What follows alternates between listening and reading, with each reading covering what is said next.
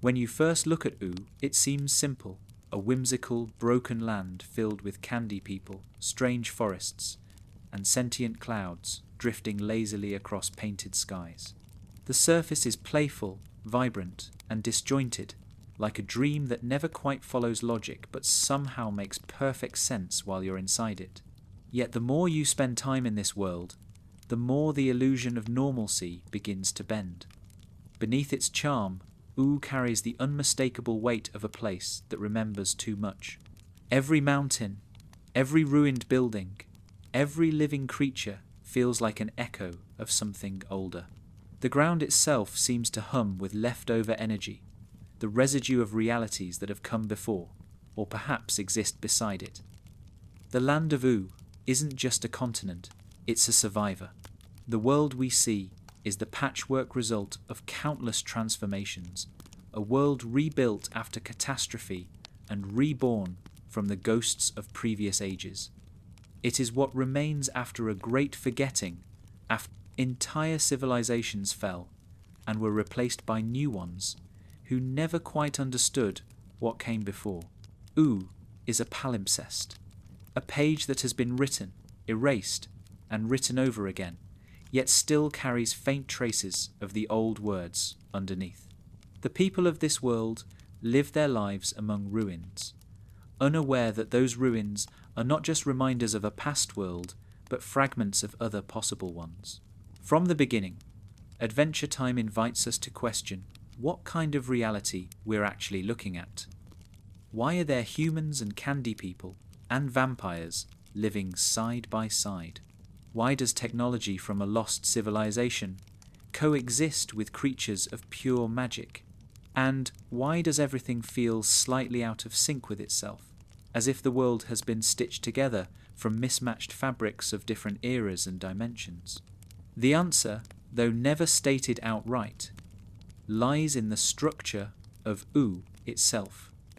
U is not a single reality. It is a cross-section, a point of intersection within a vast and shifting multiverse. When Finn looks across the horizon, what he sees is not the edge of the world, but the visible part of something incomprehensibly large. The oceans, the forests, and the icy tundras are not the boundaries of a planet. They are the limits of what he can perceive within a constantly mutating cosmic field. U exists like a bubble in an infinite ocean of other realities, each one shaped by choices, accidents, or the strange whims of beings far beyond mortal understanding. This is why everything in U feels both familiar and alien. It's a place where the rules of time, space, and physics have been rewritten again and again. The Great Mushroom War may have broken the old world, but the result was more than just nuclear devastation. It was dimensional fracture. When the veil between realities tore, magic returned, and with it came everything that once hid between the lines of existence. What we now call U may be just one stable island within a storm of universes floating between chaos and reconstruction. Even the beings who inhabit U reflect this fractured order. The Candy People are alive, but not biological in the traditional sense. The Flame Kingdom exists both as a physical domain and as an elemental embodiment of fire itself. Marceline, part demon and part vampire, embodies two incompatible essences made possible only in a world that no longer follows singular rules. The same is true for beings like BMO, a piece of pre-war technology that somehow possesses a soul existing halfway between machine and child. These contradictions don't simply coexist, they define U's identity. In a quiet way, U mirrors the human psyche after trauma. When a person experiences a shattering event, their mind doesn't fully return to what it was. Fragments of identity remain scattered, coexisting in uneasy harmony. U behaves the same way. It remembers the war, the old human world, the magic that preceded it, and the cosmic order that occasionally interferes. These memories never merge neatly. Instead, they form layers that interact unpredictably. The result is a world that feels simultaneously ancient and newborn, comforting and uncanny. The geography of U supports this idea. Every region behaves like a world unto itself, with distinct laws of nature and time. In the Ice Kingdom, cold isn't just a temperature, it's a metaphysical state, sustained by one man's grief and crown. The Candy Kingdom operates like a miniature ecosystem, where emotion and governance are chemically fused. The Fire Kingdom pulses like a living organism, bound by inherited anger. Beyond these lie places that defy comprehension entirely, realms that are more idea than landscape. The Citadel, the Nightosphere, the Dead Worlds, each one extending from the same root, each one proof that U's borders are imaginary. To live in U, then, is to live on the edge of many realities at once. The inhabitants simply don't realize it. They treat their world as stable because it needs to be, because the alternative, that it is the leftover dream of collapsing universes, would be too much to bear. Yet, through subtle cues, the show constantly reminds us of the underlying truth. Strange creatures fall from the sky.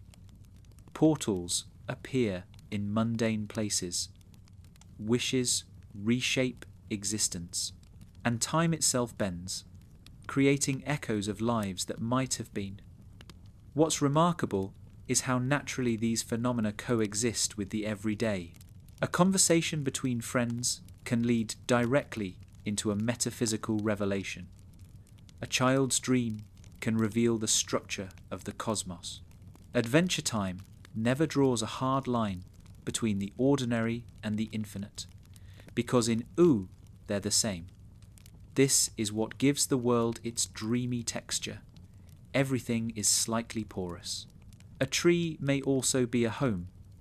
A home may also be a being. A being may also be a universe in miniature. The presence of beings like Prismo later clarifies what U has always implied. Every wish, every possibility, every choice spawns another reality. But before we even meet Prismo, the world is already behaving as if he exists. The multiverse isn't an external discovery, it's U's natural condition. When characters dream, transform, or experience déjà vu, they're brushing against parallel threads of their own existence. When Finn feels a strange sense of familiarity in places he's never been, or when Jake slips into surreal states of mind, they are tapping into that wider structure. The multiverse isn't just spatial, it's psychological.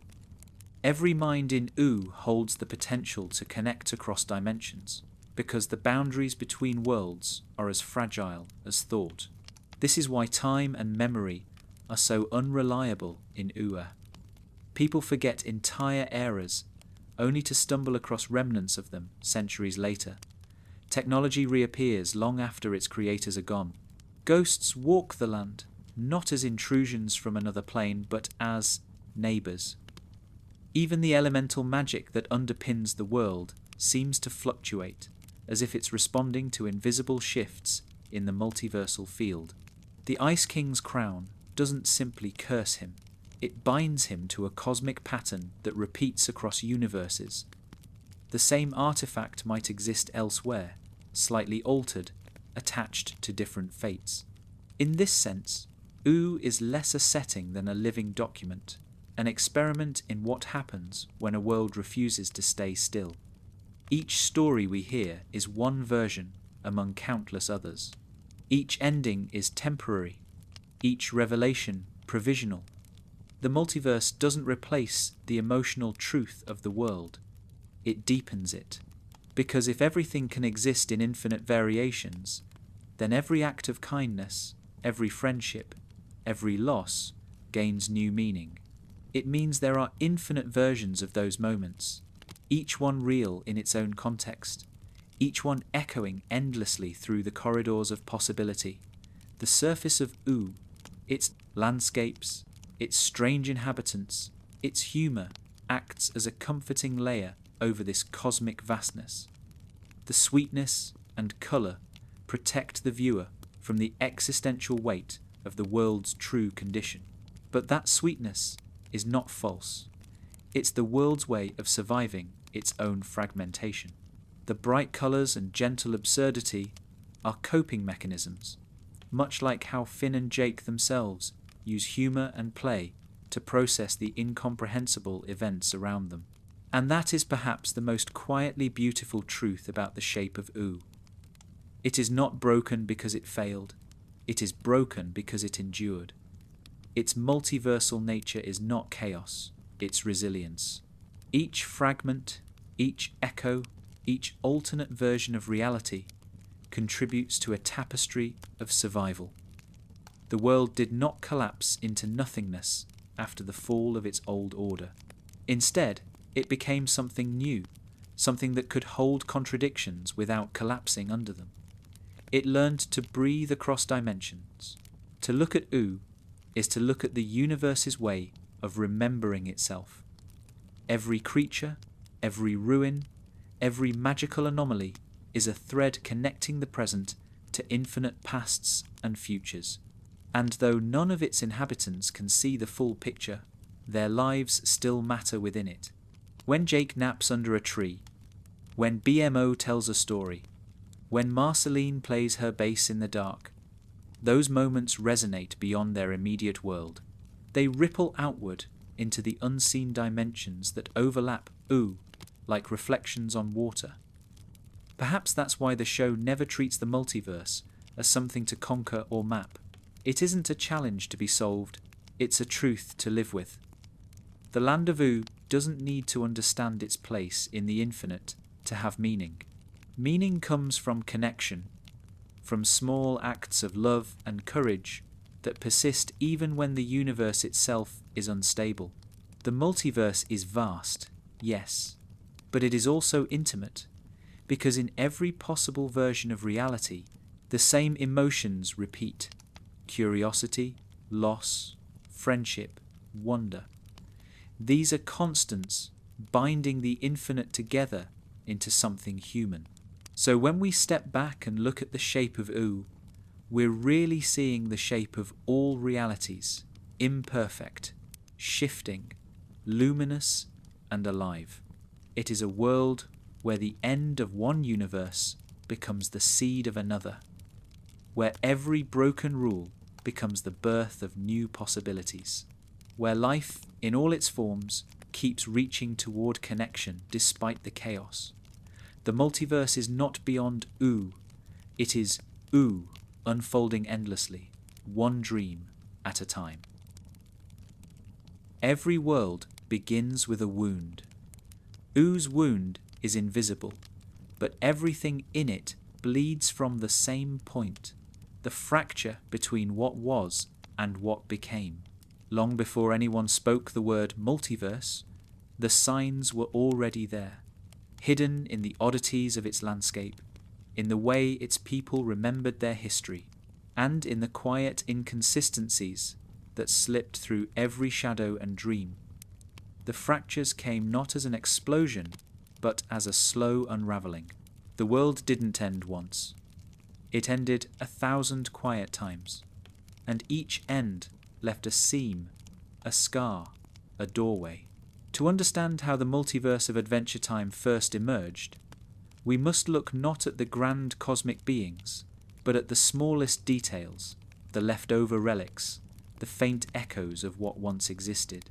Across the land, buried under meadows or tucked into forgotten caves, lie fragments of a world that clearly did not follow the same rules as the one we see.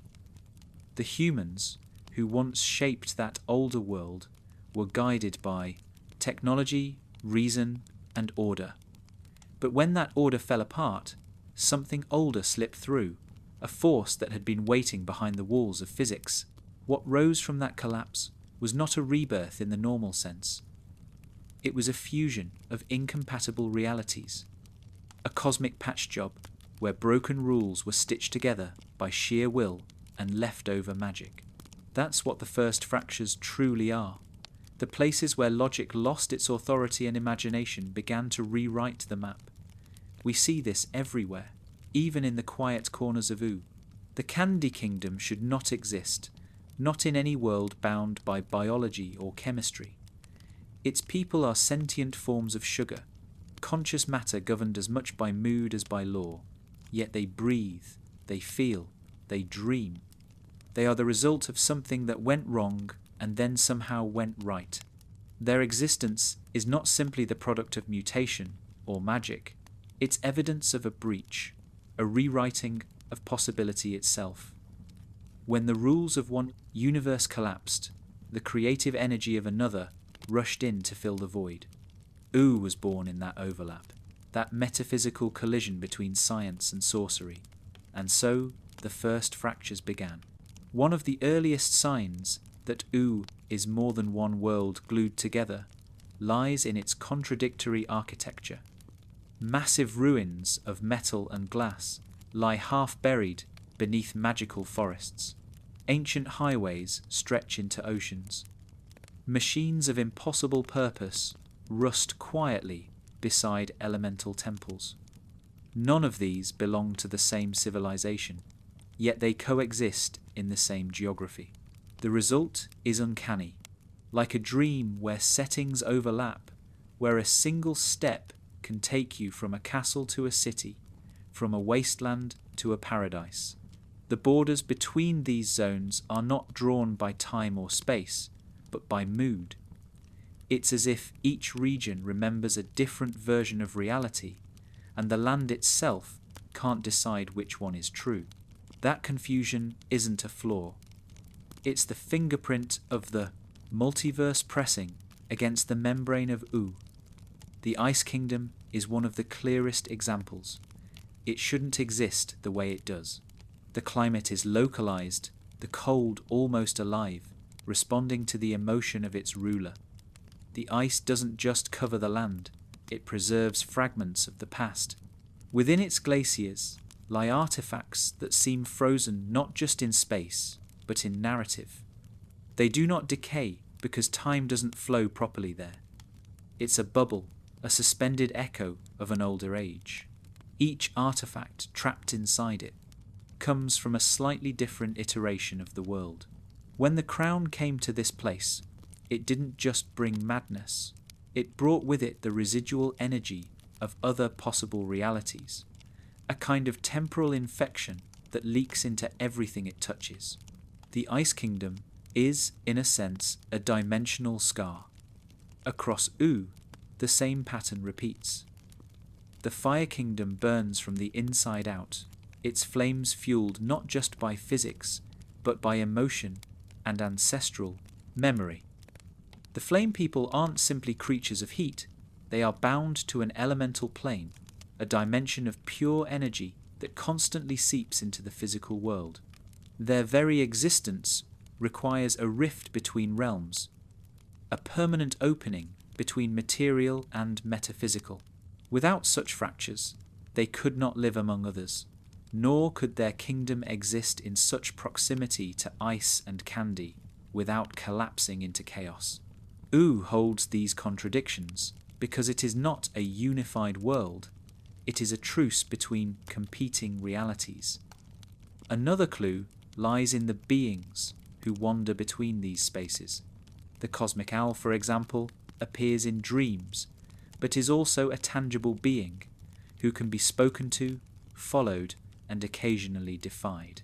His presence suggests that the boundary between dreaming and waking has dissolved. In most universes, the dream is private, internal, intangible. In Oo, dreams leak. They spill into the waking world, carrying symbols, warnings, and fragments of other dimensions.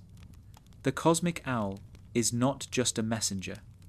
He is a remnant of the original rift between mind and matter. Every time he appears, he reaffirms that there are cracks in the wall separating thought from existence. This idea extends further when we think about how time behaves in Oo. time does not flow in straight lines. It bends, folds, and sometimes loops. Characters experience déjà vu not as memory, but as direct overlap, moments from parallel versions of themselves pressing close enough to blur. This is why certain characters feel older than they appear, why others seem to have knowledge they shouldn't possess. Time, in U, is not a river but a sea, full of cross-currents, eddies, and undertows. The first fractures destabilized it completely, leaving the world to drift among temporal tides that occasionally crash together. Even death does not mark a clear boundary. Ghosts, spirits, and echoes coexist openly with the living. Some remain attached to places or objects. Others wander freely, even holding conversations with those who still breathe. The afterlife, in U, isn't somewhere else. It's adjacent, overlapping, occasionally visible. The existence of the dead worlds confirms this. The souls of the departed do not vanish, but continue their journeys in realms that can, under certain circumstances, touch the living world. These are not metaphorical afterlives, they are physical dimensions, operating on different frequencies of being. Their accessibility implies that U itself sits at a crossroads, where the veil between planes is thin enough to walk across if one knows how. This thinness is what defines the first fractures. At some point, perhaps during or after the Great Mushroom War, reality itself lost its rigidity. It became porous, open to interference from both higher and lower dimensions. When we see characters travel through portals, open rifts, or stumble into bizarre alternate zones, they are not discovering new places. They are falling through pre-existing cracks in the structure of existence. These cracks were always there, invisible until the right kind of energy or emotion activated them. Magic, in this sense, is not a separate force. It's the name for the leakage between dimensions. When someone casts a spell in U, they are not bending nature. They are borrowing from a neighbouring reality. The elemental balance, fire, ice, slime, and candy, is also a byproduct of the fractures.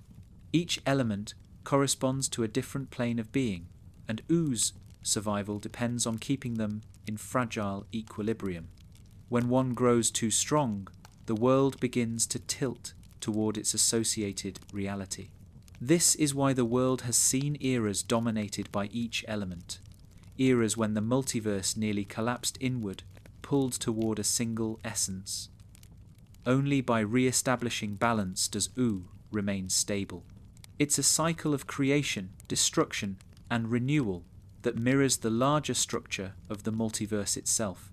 The most haunting thing about these first fractures is that no one in U seems to remember when or how they began. The past has become a myth, and myth has become geography. Every ancient artifact, every crumbling computer, every forgotten song acts as both clue and distraction. The people of U treat them as curiosities, not realizing they are touching evidence of parallel histories. In this way, ignorance is mercy. The truth that their entire world is a collage of broken realities would be too heavy to carry consciously. But there are beings who remember, or at least sense, the deeper truth.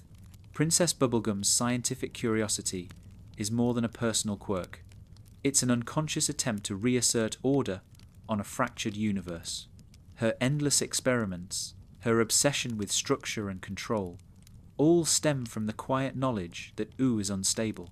Similarly, magic users like Peppermint Butler and Hunson Abadir understand that power in this world comes from navigating between realities, not from mastering a single one.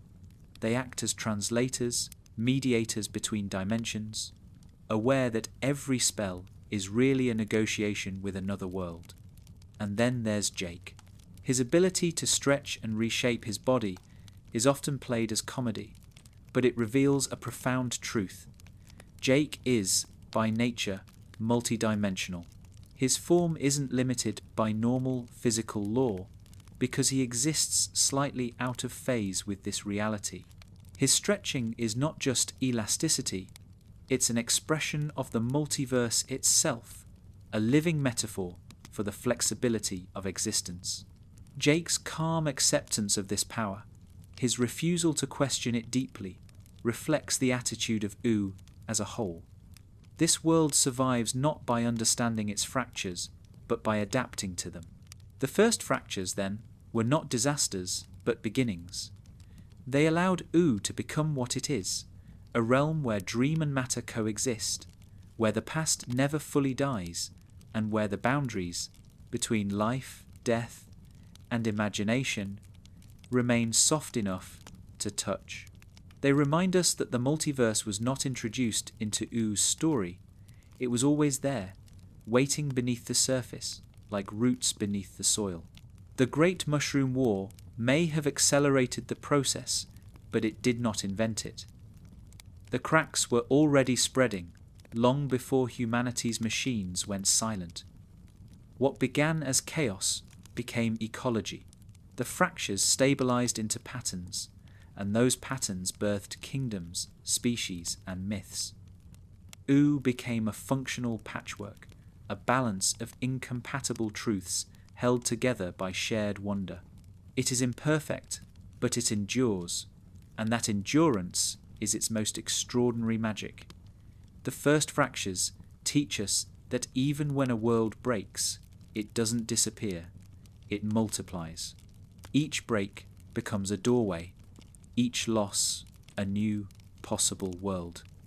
In this sense, the multiverse of Adventure Time is not just cosmic theory, it's emotional truth. Every heartbreak, every mistake, every act of creation leaves its own small fracture in the universe.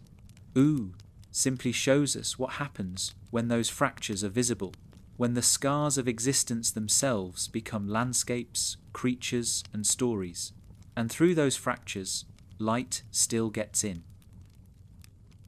Dreams are where the walls of U grow thin.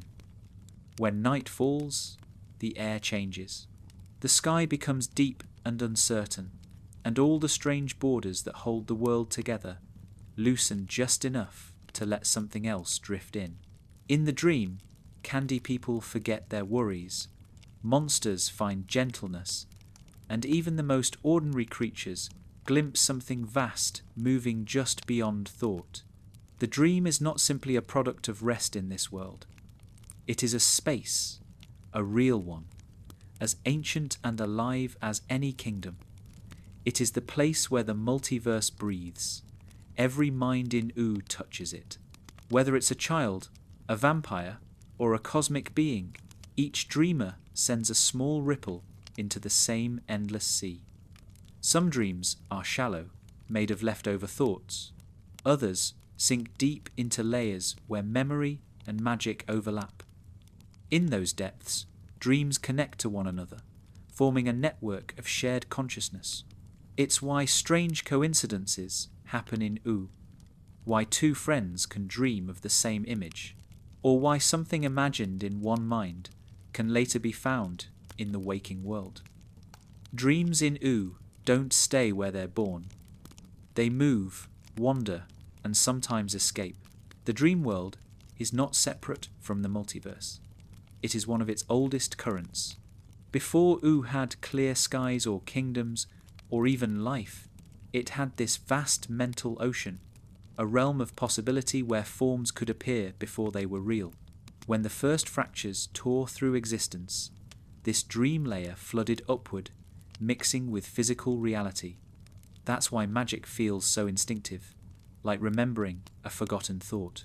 It's why ideas in U often take shape as living things. The imagination doesn't stop at the skull. It leaks outward, shaping matter, rewriting it according to emotion and will. The cosmic owl flies through that ocean, the clearest symbol of its logic. He isn't just a dream creature, he's a traveller, moving through the threads that connect countless sleeping minds. When he appears, it's never random. His presence means that a dream has reached deep enough to touch the structure of fate itself. The owl doesn't control what happens, but he witnesses the crossovers, the intersections where choices solidify into universes. Every time he appears, the dreamer is standing at a crossroad of realities, and the owl's gaze marks the point where one timeline might split into two. Because of this, dreams in U are more than reflections of inner life. They are creative acts. Every vivid dream adds another thread to the multiverse, another possible version of the world. Sometimes those threads remain invisible. Sometimes they slip loose and drift into being, becoming strange new dimensions that no one remembers creating. The dream world is the multiverse's workshop, the place where imagination becomes architecture. This is why beings like Prismo and the Wishmaster can exist. They are extensions of that dreaming principle, consciousness given domain over possibility. Prismo's time room isn't just a location beyond time. It's a stabilized dream, a reality sustained by the focus of a single mind. He dreams the multiverse into balance, holding infinite branches together with a kind of serene attention. In that sense, he's not unique. Every sentient being in U does the same thing on a smaller scale. They dream their own corners of the multiverse into existence, keeping their private versions of reality alive. When Finn dreams, the results are especially revealing. His subconscious often presents him with alternate selves, lost memories, and emotions that don't seem to belong to his waking life. These are not symbolic inventions. They're echoes from parallel versions of him, signals passing between realities through the membrane of sleep. His dreams are a kind of correspondence across worlds, an instinctive communication between variations of the same soul. What he learns in those dreams often lingers afterward, subtly, shaping his choices. It's as if the different Finns of the multiverse cooperate without knowing it, each dream passing advice or warning to the others. Jake's dreaming is different. His mind doesn't stay still. It stretches just like his body. He can drift freely through layers of dream and waking, slipping in and out with ease. To him, the boundaries never mattered, and so they don't constrain him. Sometimes his dreams are whole adventures, self-contained worlds he visits for what feels like lifetimes. When he wakes, fragments of those worlds cling to him, small hints of other universes that share his lazy humour and boundless acceptance. Jake, without meaning to, acts as a bridge between waking and dreaming realms, a living portal that keeps them from drifting apart. Others interact with the dream world in more deliberate ways. Magic users study it. They understand that spells often originate there, that a spell is really just a stabilized dream captured before it dissolves. The right words and gestures serve as anchors, keeping a piece of imagination solid. This explains why every spell has a personality, why every curse feels like a living thing. Each one is a dream that refused to fade. The Nightosphere's chaotic energy, too, may be dream residue, the nightmare aspect of creation, the shadow of every wish that ever went wrong. Even the landscape reflects this connection. The shape of mountains, the way forests twist in impossible patterns, the sudden appearance of floating islands. All of these could be the imprints of ancient dreams, moments when the boundary was thin enough for someone's imagination to leave a mark. The world we walk through by day may partly be built from forgotten dreams. And when the people of U sleep, they may be walking through the raw material of tomorrow's reality. There is comfort in that. It means that U's endless transformations are not random. The world renews itself through dreaming. Every night, millions of sleeping minds unconsciously rebuild their home, smoothing over its fractures and inventing new forms. Without dreaming, Oo might unravel completely. It is the glue that holds its impossible geography together. This explains why characters who lose the ability to dream often lose themselves. Without that connection to the inner ocean, they become static, detached from the current of creation. To dream in Oo is to remain alive, not just physically, but metaphysically. It's the act that keeps one tethered to the larger pattern, to the multiverse's living rhythm. When you step back and look at Oo from this perspective, it resembles a great shared mind. Each consciousness is a cell, each dream a pulse of energy travelling through the network. The surface world, the castles, forests, and cities are the visible thoughts of that mind, crystallized long enough for beings to walk through them. The multiverse is not above or below Oo, it's within it, and dreaming is how the world communicates with itself. This is also why Oo feels so full of coincidences that lead to meaning. A song thought up in one corner might echo in another. A story told by a stranger might resolve a personal struggle somewhere far away. These coincidences are the ripples of shared dreaming, the way information flows across the layers of reality. Magic, prophecy, luck, they're all expressions of this deeper network. In Oo, the unconscious is communal. It's easy to miss this while watching its bright days and simple adventures. But in every quiet night scene, when characters rest and the world softens, the edges of the multiverse become visible. Stars shimmer in slow motion.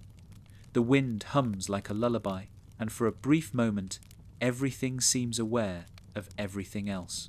That is the sound of the dream world breathing, countless minds exhaling their small hopes into the same vast, dark, trusting that something out there will listen. What makes this structure beautiful is its generosity. The dream world belongs to everyone. Even beings who seem incapable of sleep, robots, ghosts, creatures of pure energy, participate in it. They have their own versions of dreaming, loops of thought, pulses of memory, vibrations of desire. The dream world adapts to whoever enters it. It's the one place in the multiverse that refuses hierarchy. Kings and beggars, gods and mortals, all float in the same current. Dreams level the cosmos. And so, when we talk about the multiverse of Adventure Time, we can't separate it from dreaming. The multiverse is not an abstract diagram of branching timelines. It's a living process of imagination, constantly generating new worlds through the quiet act of sleep. Each dream adds another possibility, each nightmare another warning. The universes grow from these seeds, blooming and fading in infinite succession. In Oo, to dream is to create, to connect, and to remember that everything, every creature, every story began as a thought flickering in the dark. The dream worlds are not escape. They are the foundation of all that exists, the endless canvas on which reality keeps repainting itself. And every night, when the lights fade and the world exhales, Oo returns to where it began, a place of imagination, where nothing is fixed and everything can become. Because in the end, dreaming is the oldest magic there is. There is a certain depth in Oo, where light does not reach. It's not the darkness of night, but something older, something that feels like the underside of existence itself. This is the Nightosphere, a place not merely of demons or punishment, but of inversion. It is where the laws that govern Oo twist inside out, where emotion and energy obey different rules, and where every idea casts a shadow that moves on its own. The Nightosphere is one of the clearest windows into the multiverse, because it reveals what happens when reality folds back on itself. It's not another kingdom, not even another planet.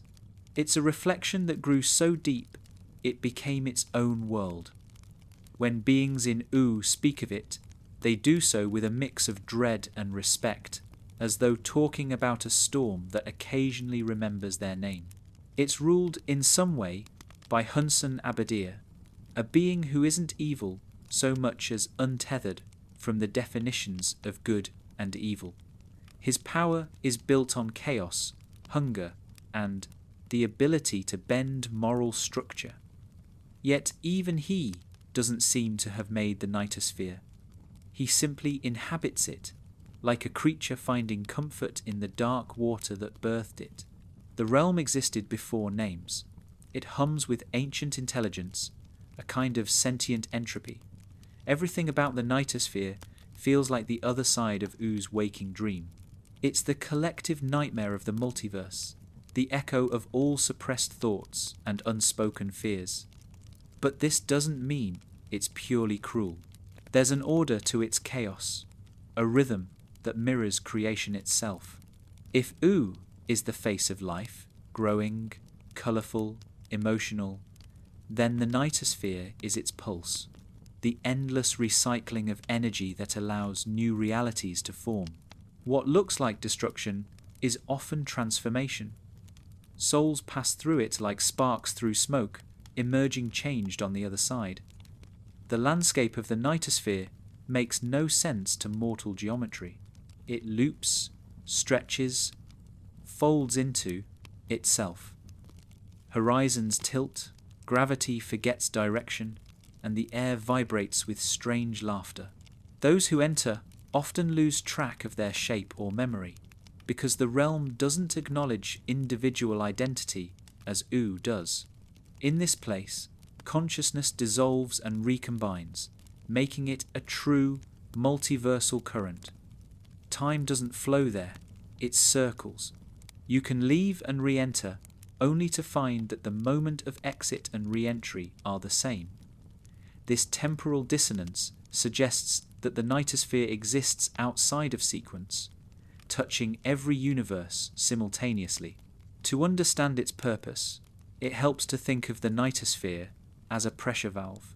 The multiverse, in its infinite variety, accumulates contradictions. Every wish made in Prismo's chamber, every possibility spun out of thought, leaves behind imbalance. The Nightosphere absorbs that imbalance. It's where the excess energy of creation goes: fear, guilt, hunger, grief, the emotional static that worlds can't hold. That energy becomes matter here, forming the endless hordes of strange, shifting creatures that populate the realm. They are not born in the usual sense. They condense from emotion, live briefly, and then melt back into the atmosphere. In that way, the Nightosphere recycles everything reality tries to hide. Hunsan's role, though self-serving, reflects this system. He feeds on souls not to dominate, but to sustain the process. His hunger mirrors the realm's purpose: consumption and renewal. Even his daughter Marceline, when seen through this lens, becomes part of the larger pattern. Her heritage connects light and darkness, showing that no being is entirely separate from the Nightosphere's current. Through her, we learn that even the most chaotic energy can produce love, creativity, and growth. The Nightosphere's darkness is not evil. It's fertile soil. Many of the most powerful entities in U seem to have ties to this place, as though it's a background frequency that sustains them. Magic users often draw power from it unconsciously, their spells tinged with the faint echo of its energy. The Nightosphere is the multiverse's subconscious, and tapping into it means pulling from raw potential unfiltered by morality or logic. That's why dark magic is so unpredictable. It comes directly from a realm that doesn't believe in straight lines or clear endings. Every spell from that source carries a piece of infinity, which is both its gift and its danger. The Nightosphere also serves as one of the oldest crossings between life and death. When souls wander, when unfinished stories search for closure, they often pass through its corridors. Some emerge purified, others scattered into the multiverse. The process is not punishment, it's reorganization. Every consciousness that breaks apart here becomes stardust in another world, its fragments absorbed into new minds and memories. The Nightosphere, then, is the multiverse's compost, the dark ground from which future realities grow. What makes this realm fascinating is how naturally it coexists with Oo. There's no great divide between them, no clear wall. A portal can open anywhere, through music, through sorrow, through the smallest act of defiance.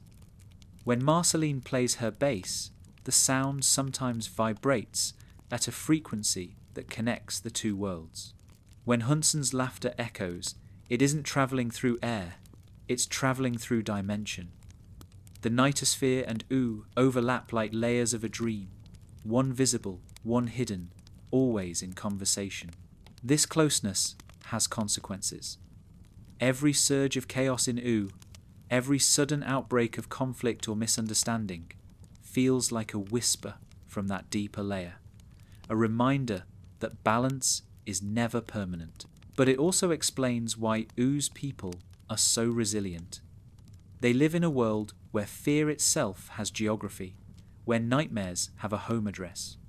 Because of that, they learn to live with their shadows rather than deny them. The Nightosphere teaches Oo to metabolize darkness. Even Prismo's domain, which seems at first entirely different, a space of serenity and control, may owe its stability to this same cycle. Without the Nightosphere's constant consumption, the multiverse might collapse under the weight of its own contradictions. Every wish made in Prismo's calm golden space eventually finds its counterbalance in the Nightosphere's wild expanse. One creates, the other dissolves. Together they maintain the rhythm of existence. In a deeper sense, the Nightosphere personifies something within every being of Oo. It's the inner chaos that makes choice possible. Without shadow, light would stagnate. Without hunger, there would be no growth. The multiverse is built on this tension, expansion and contraction, dreaming and waking, love and fear. The Nightosphere is that contraction, the inward pull that lets the outward surge begin again. There's a quiet tragedy in this truth. Most who visit the Nightosphere see only its torment, its confusion, and flee from it. But those who stay long enough to listen might sense the underlying harmony. Amid the screams and fire, there's rhythm. Amid the endless storm, a strange peace. The realm isn't trying to destroy, it's trying to balance. Every scream becomes a song, eventually. Every loss becomes material for something new. The connection between Marceline and her father captures that perfectly. Their relationship mirrors the multiverse itself, conflict born of difference, but threaded with love. She carries his darkness without being defined by it. He reaches toward her light without being destroyed by it. Between them stands Oo, a world that contains both. They are living proof that the Nightosphere is not an opposite to life, but part of its complete circuit. The deeper truth is that the Nightosphere might not be a place at all. It might be a state of mind shared across the multiverse, manifesting wherever beings confront their own hidden fears. Its geography changes to match whoever enters. For one soul, it appears as endless fire. For another, as an empty city. For another still, as a long hallway filled with doors that never end. Each vision is a reflection drawn from the traveller's memory and regret. The realm molds itself to the consciousness it touches, showing that the border between outer space and inner space doesn't really exist. When you think of it this way, the Nightosphere becomes a lesson in humility. It reminds us that no world, no matter how bright, is free of the dark currents that shaped it. U exists because the Nightosphere exists. The two are inseparable halves of the same mind. Life is made possible not by escaping chaos, but by learning to live with it, to make art from it, to love through it. The Nightosphere holds the proof that even the most terrifying energies in the cosmos have a purpose. They make meaning possible. So when the people of U sleep and their dreams turn uneasy, when strange shadows flicker in the corners of the sky, they are not being haunted. They are remembering. They are feeling the multiverse breathe beneath them, the endless heartbeat that runs through every world, every thought, every soul. The Nightosphere is simply the sound of that heartbeat at its lowest note, the dark bass line that keeps the song of existence in time. And beyond it, perhaps, there are still deeper layers, realms not yet imagined, waiting like blank pages for new stories to bleed through. For every Nightosphere there must be a dawn, and for every descent into shadow, a rise toward light.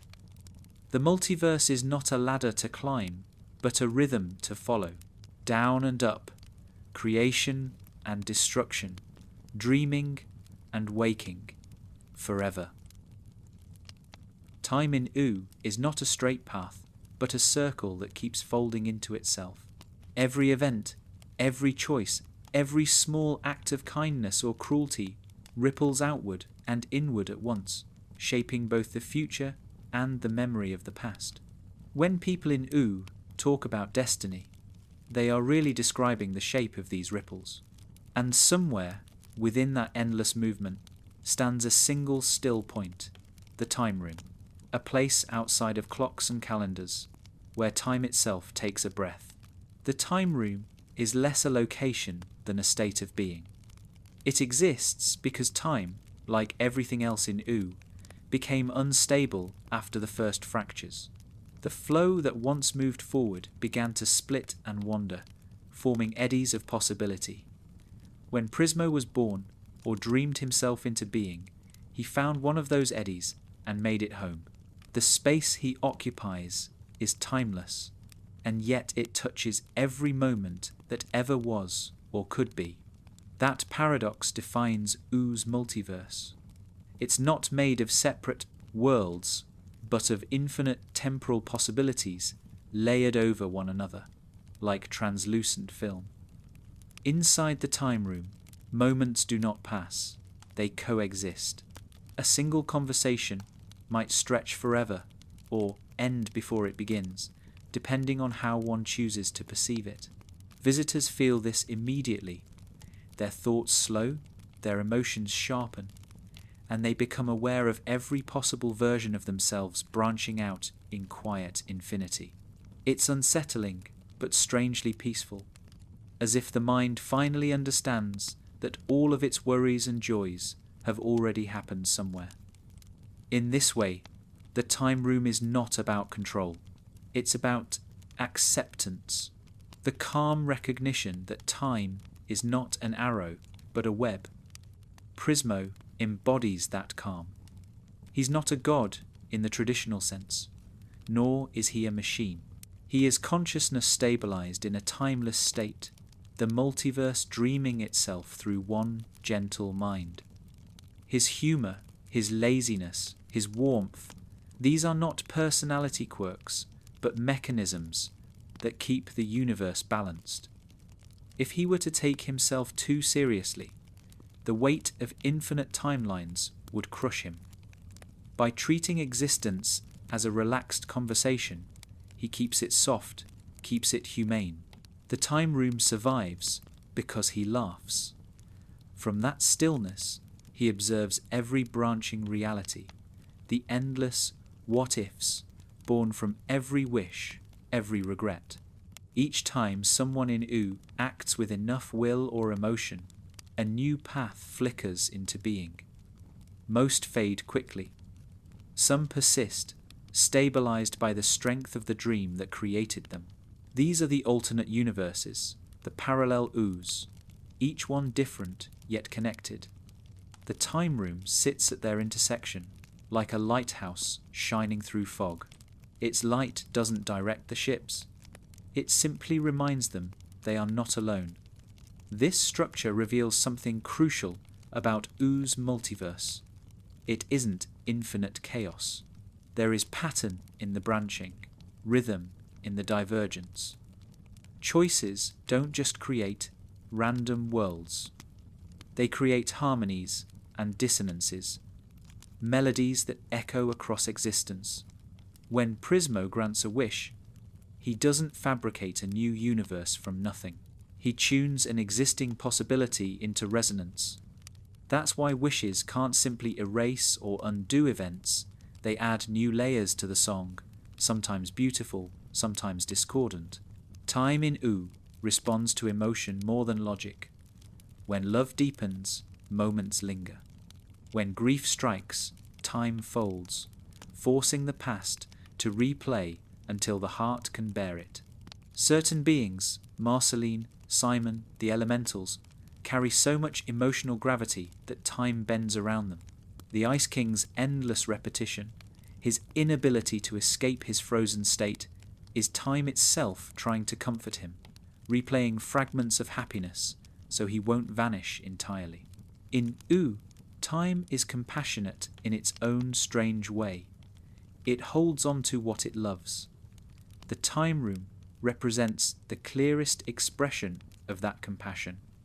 It's the universe's way of giving itself room to rest. Without it, every possible world would collide, overlapping until nothing could exist distinctly. Prismo's domain acts like a heartbeat pause, the silence between notes. It allows the multiverse to exhale, to reorient, to remember itself before moving again. This is why every great change in U, every major crossing between realities, seems to pass through some kind of stillness or dream first. Change requires calm.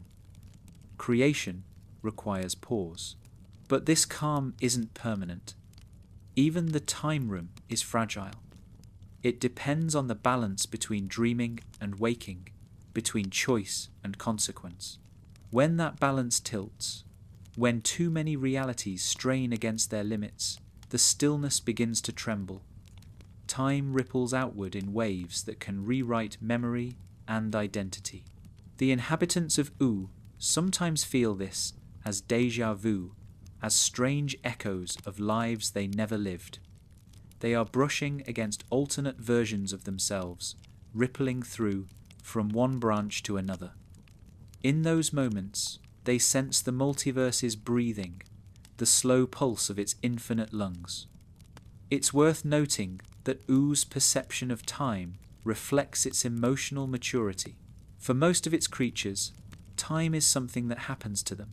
They age, they lose, they change. For beings like Prismo or even Jake, time is something they participate in. Jake's elasticity mirrors temporal elasticity. He moves not just through space, but through the rhythm of events, stretching moments the way he stretches his body. When he lounges or procrastinates, he's not wasting time, he's harmonizing with it, reminding the universe that not everything must move forward. The time room also explains why resurrection and reincarnation are so common in U. When someone dies, their story doesn't end, it simply shifts branches. The soul may move to another timeline, or fragment into several, or even loop back into its own past. Death in this world is more like editing a sentence than closing a book. The time room ensures that no story is truly lost. Somewhere, every version of every person continues to exist, even if only as a faint echo in the web of possibilities. This system makes U both comforting and sad. Comforting because nothing is truly gone. Sad because nothing is ever truly resolved. Every mistake continues somewhere. Every heartbreak echoes eternally. The multiverse remembers everything. It can forgive, but it cannot forget. The people of U, whether they realize it or not, live inside that memory, surrounded by alternate versions of themselves, whispering through the cracks of time. When Prismo interacts with mortals, his kindness carries this understanding. He knows that granting a wish changes everything, that even the smallest adjustment reverberates through countless worlds. His humor, his caution, his strange loneliness all stem from this awareness. He is the custodian of consequence. To exist outside of time is to see how fragile every moment is. One misplaced wish, one desperate decision, can spawn lifetimes of confusion. Yet he continues to grant them, because creation itself depends on risk. Without the freedom to choose, the multiverse would stagnate. The time room teaches that perfection is impossible and unnecessary. Every universe, every timeline, is an experiment in balance, and every mistake becomes another note in the song. What matters is not erasing imperfection, but allowing it to coexist. Oo's beauty comes from its flaws, from the cracks that let light and magic leak through. The multiverse doesn't seek to correct itself, it seeks to expand. Even the worst errors become part of the pattern, and when time falters, when everything seems to collapse into chaos, the time room endures as the silent witness. It does not intervene unless asked, because interference would break the symmetry. It simply observes, holding space for renewal. Through Prismo, time learns patience. Through his gentle wisdom, the multiverse learns forgiveness.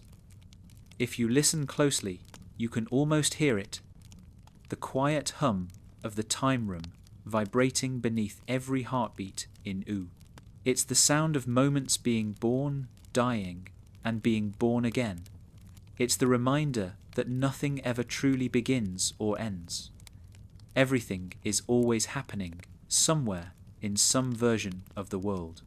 And perhaps that is the secret comfort of Adventure Time's universe, that every lost moment still exists. Every forgotten joy still glows faintly in another branch of the tree. The time room keeps them safe, not as memories, but as living possibilities. Time, in the end, is not a river that carries us away. It's an ocean that holds us in all directions at once. And when we dream, when we love, when we let go, we are swimming in it, together, forever, inside the calm at the heart of eternity. There is a softness at the center of infinity, and its name is Prismo. In a multiverse filled with chaos, ruin, and rebirth, he stands as a gentle constant, a being whose power comes not from domination, but from stillness. To understand Prismo is to understand how kindness can be cosmic. His existence is a paradox that the people of Oo, and perhaps the multiverse itself, rely on without fully grasping. He is both dreamer and dream, wish-granter and witness, the quiet heartbeat that keeps time from shattering completely. When we picture Prismo, we often think of his easy humour, the way he lounges, the way he jokes, the way he offers tea to visitors who can barely comprehend where they are. That lightness isn't a quirk, it's survival. Prismo is surrounded by infinite possibility, and the only way to live inside infinity is to stay calm. His humour keeps the multiverse from collapsing into seriousness, because seriousness, the insistence on one correct version of reality, is what destroys balance.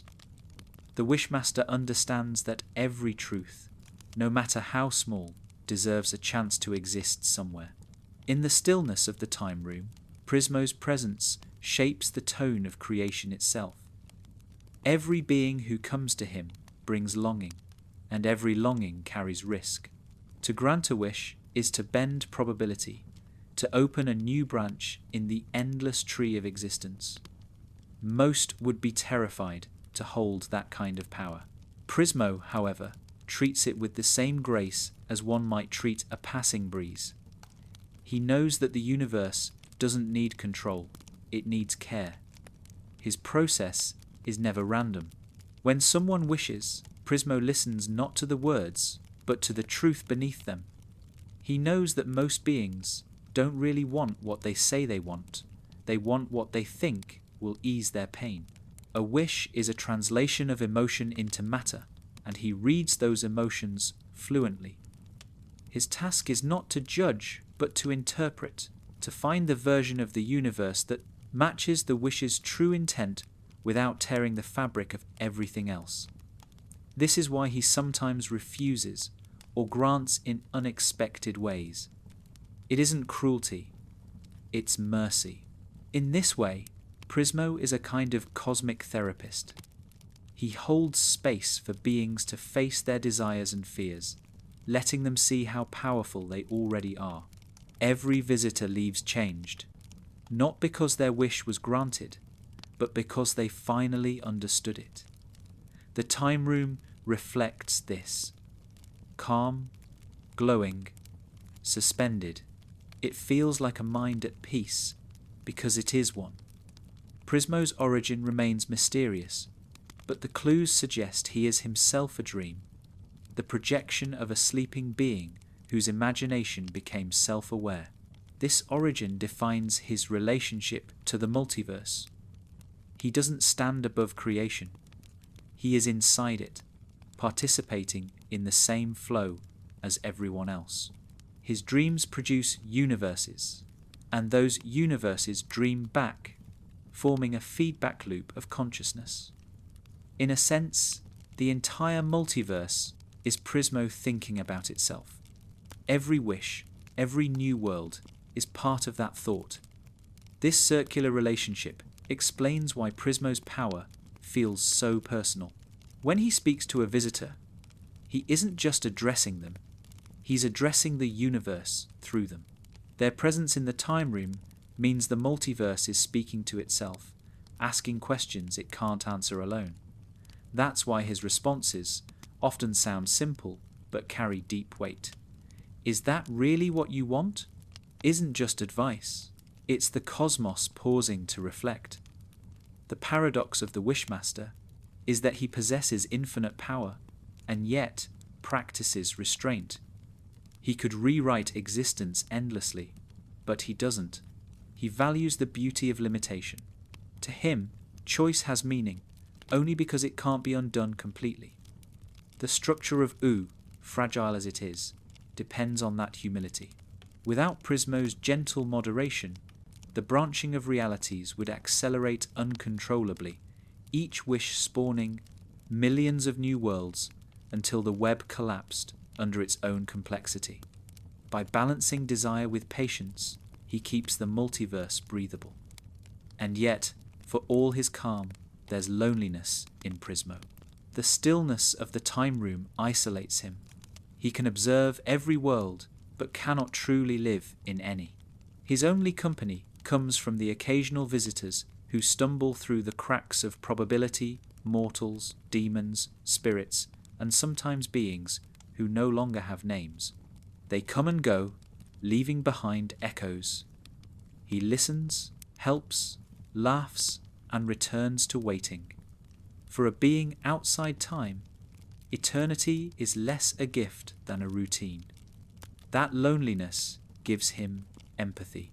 He understands what it means to want something you cannot have, because his own existence is built on that longing.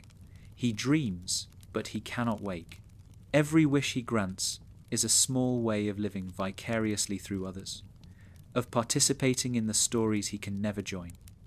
He loves life precisely because he can't touch it. That distance makes his compassion real. Prismo's relationships reveal even more about his role in the multiverse. His connection to beings like Jake and Finn represents a bridge between the timeless and the temporal, between dream and action. Jake's easygoing nature resonates with Prismo's.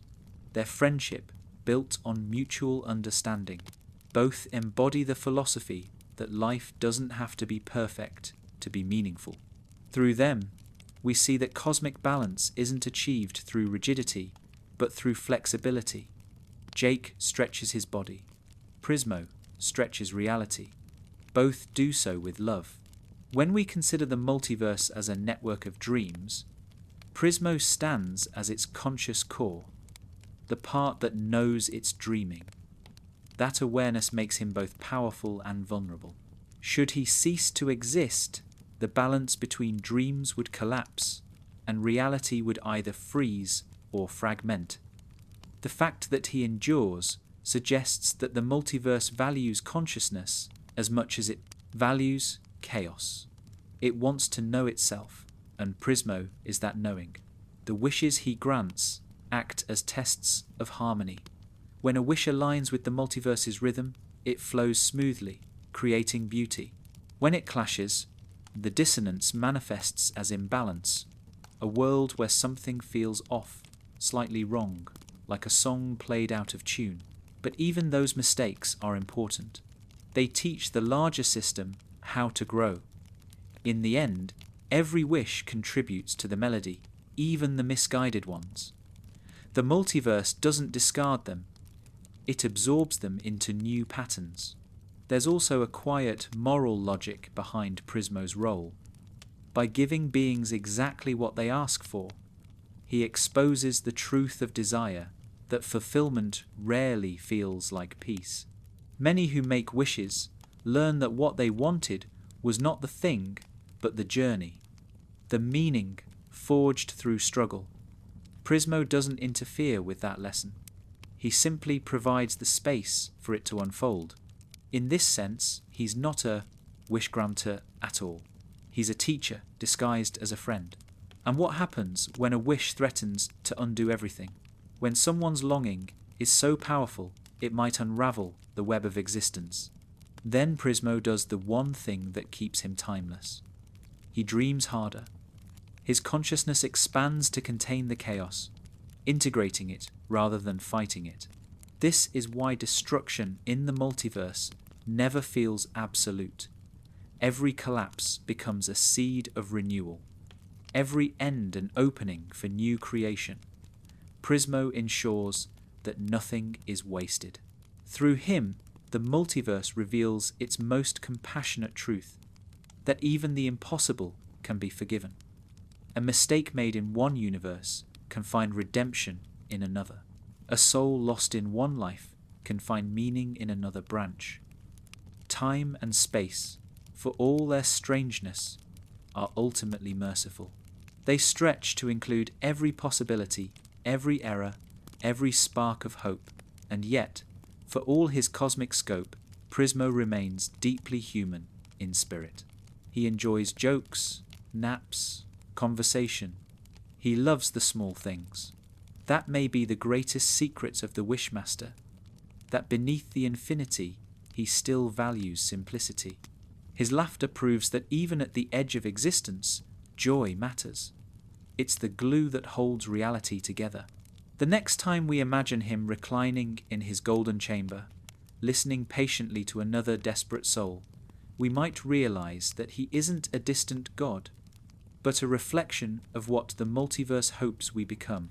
Beings wise enough to wield power gently, kind enough to let others dream, humble enough to know that even eternity needs rest.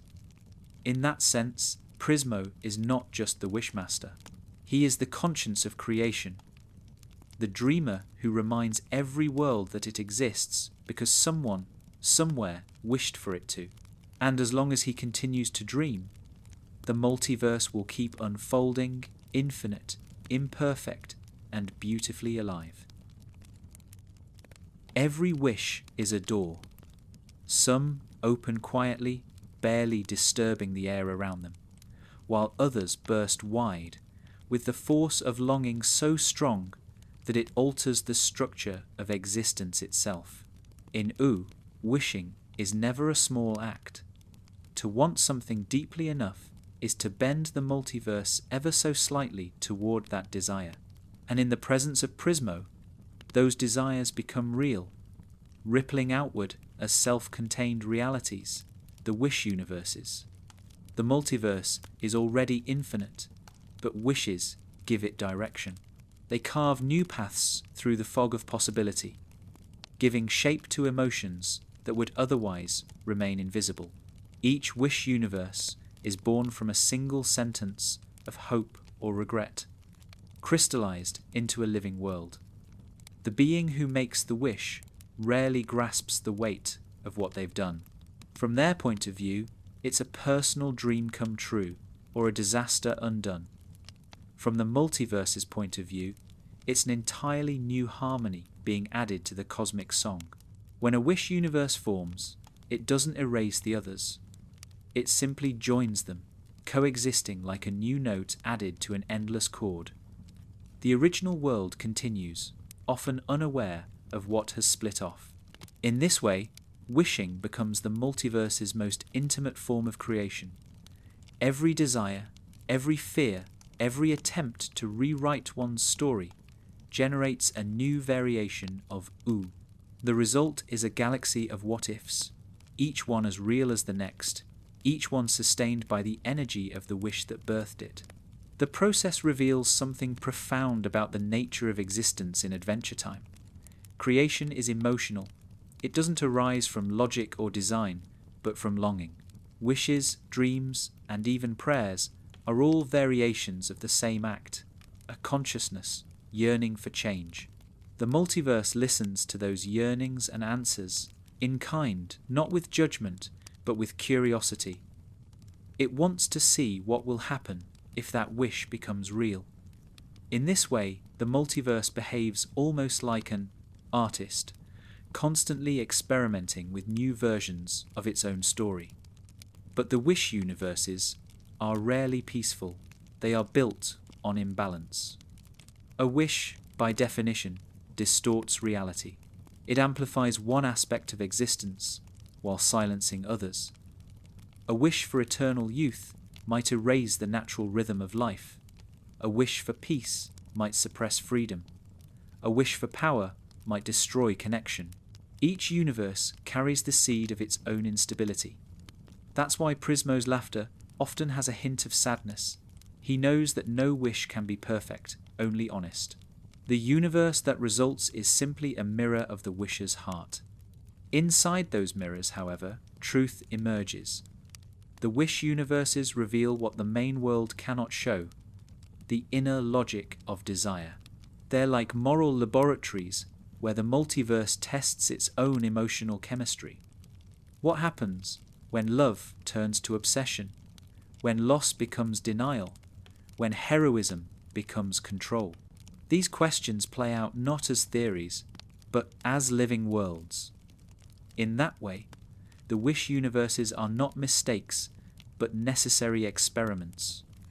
Without them, creation would never evolve. Prismo's restraint is what keeps this process from spiraling into chaos. He doesn't stop beings from making foolish wishes, but he ensures that each universe remains contained, balanced within the web. His time room is the hub where these worlds overlap, infinite corridors leading to infinite outcomes. Some fade quickly, dissolving when the emotion that created them cools. Others endure, sustained by the depth of their origin. The strongest wish universes are born not from selfishness, but from love. Love, even misguided love, has endurance.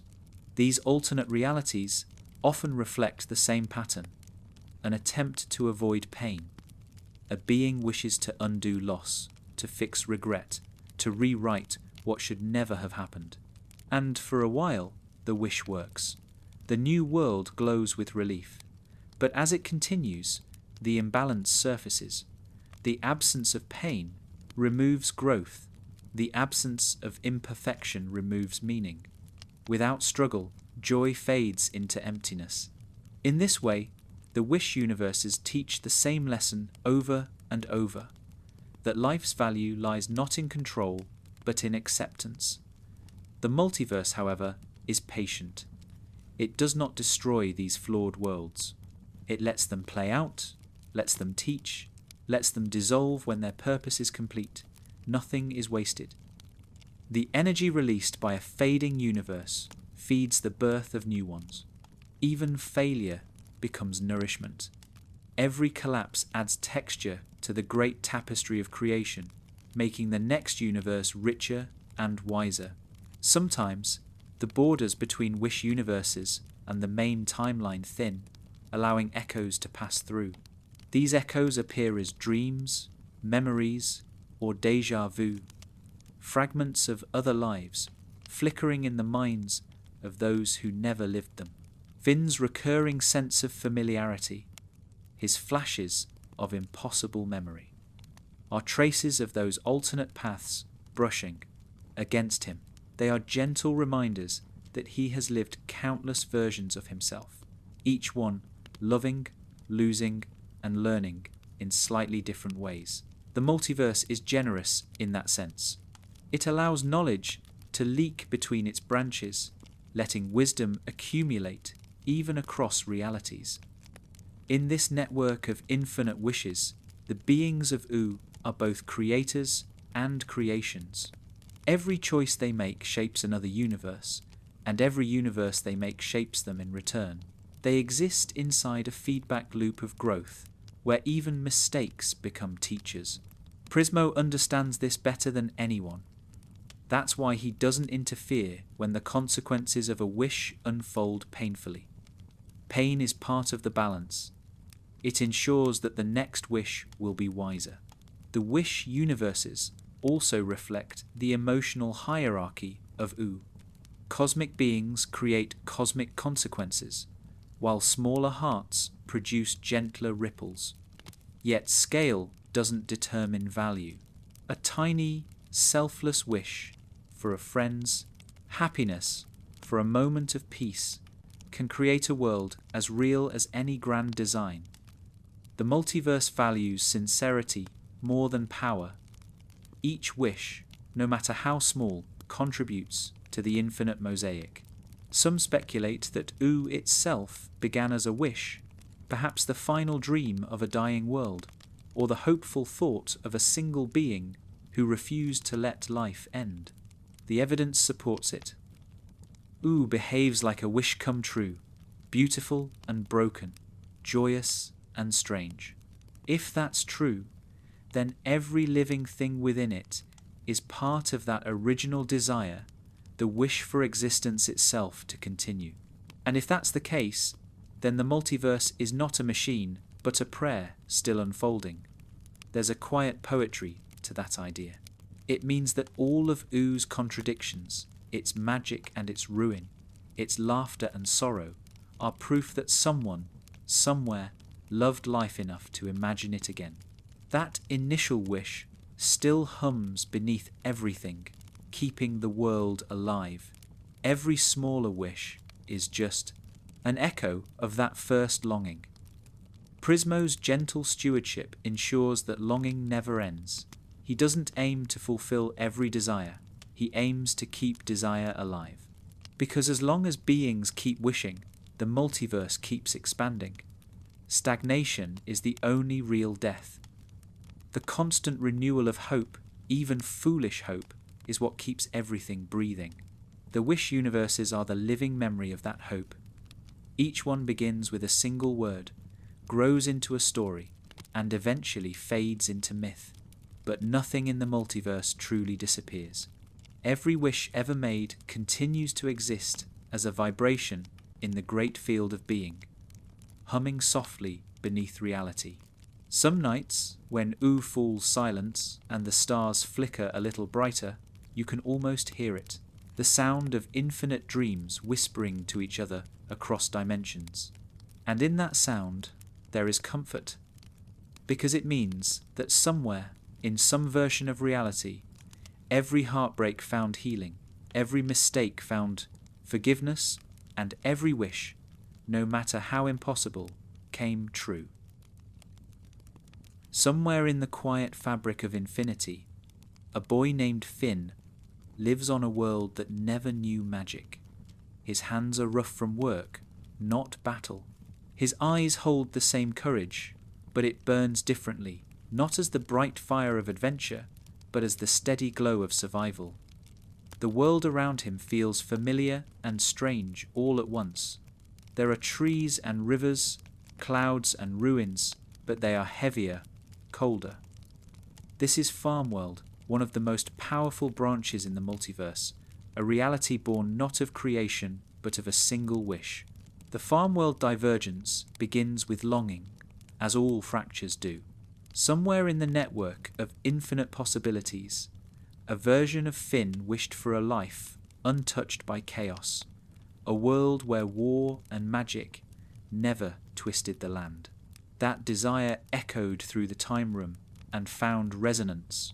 Prismo, bound by compassion and law, allowed it to bloom. The result was a world where the Great Mushroom War still happened, but unfolded differently, where magic was buried so deep that life rebuilt itself on top of forgotten ruins. It's a reality built on absence, a quiet denial of the fantastical. But even absence carries weight. In Farmworld, humanity endured, though scarred and diminished. Civilization crawled forward from the wreckage, its people guided not by sorcery, but by stubborn will.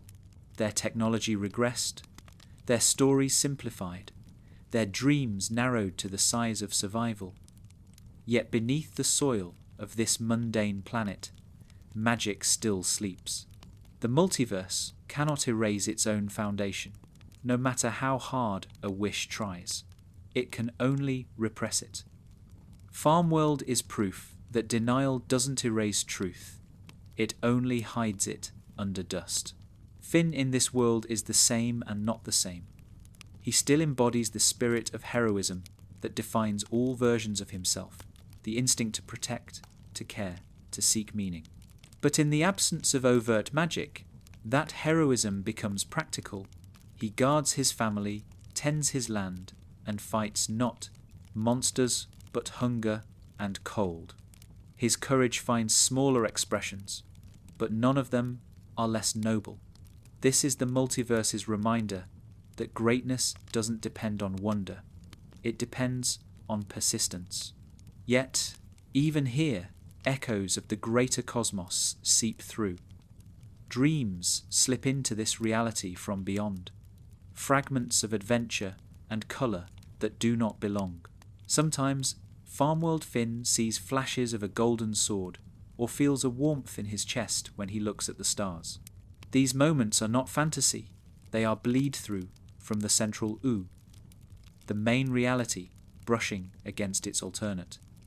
The multiverse never maintains perfect separation. Each branch hums faintly with the memory of others. This subtle contamination is what makes Farmworld important. It shows how fragile the boundaries between universes truly are. A single dream, a single relic, a single emotion can reopen a connection that was meant to stay sealed. When that happens, the stable illusion of reality begins to warp. In Farmworld, this process manifests as the reawakening of buried magic, small at first, like cracks in a frozen lake, a tool that shouldn't exist, a spark that burns too brightly, a whisper of a name that carries power. The wish that once sought peace begins to unravel, revealing that peace built on denial cannot last.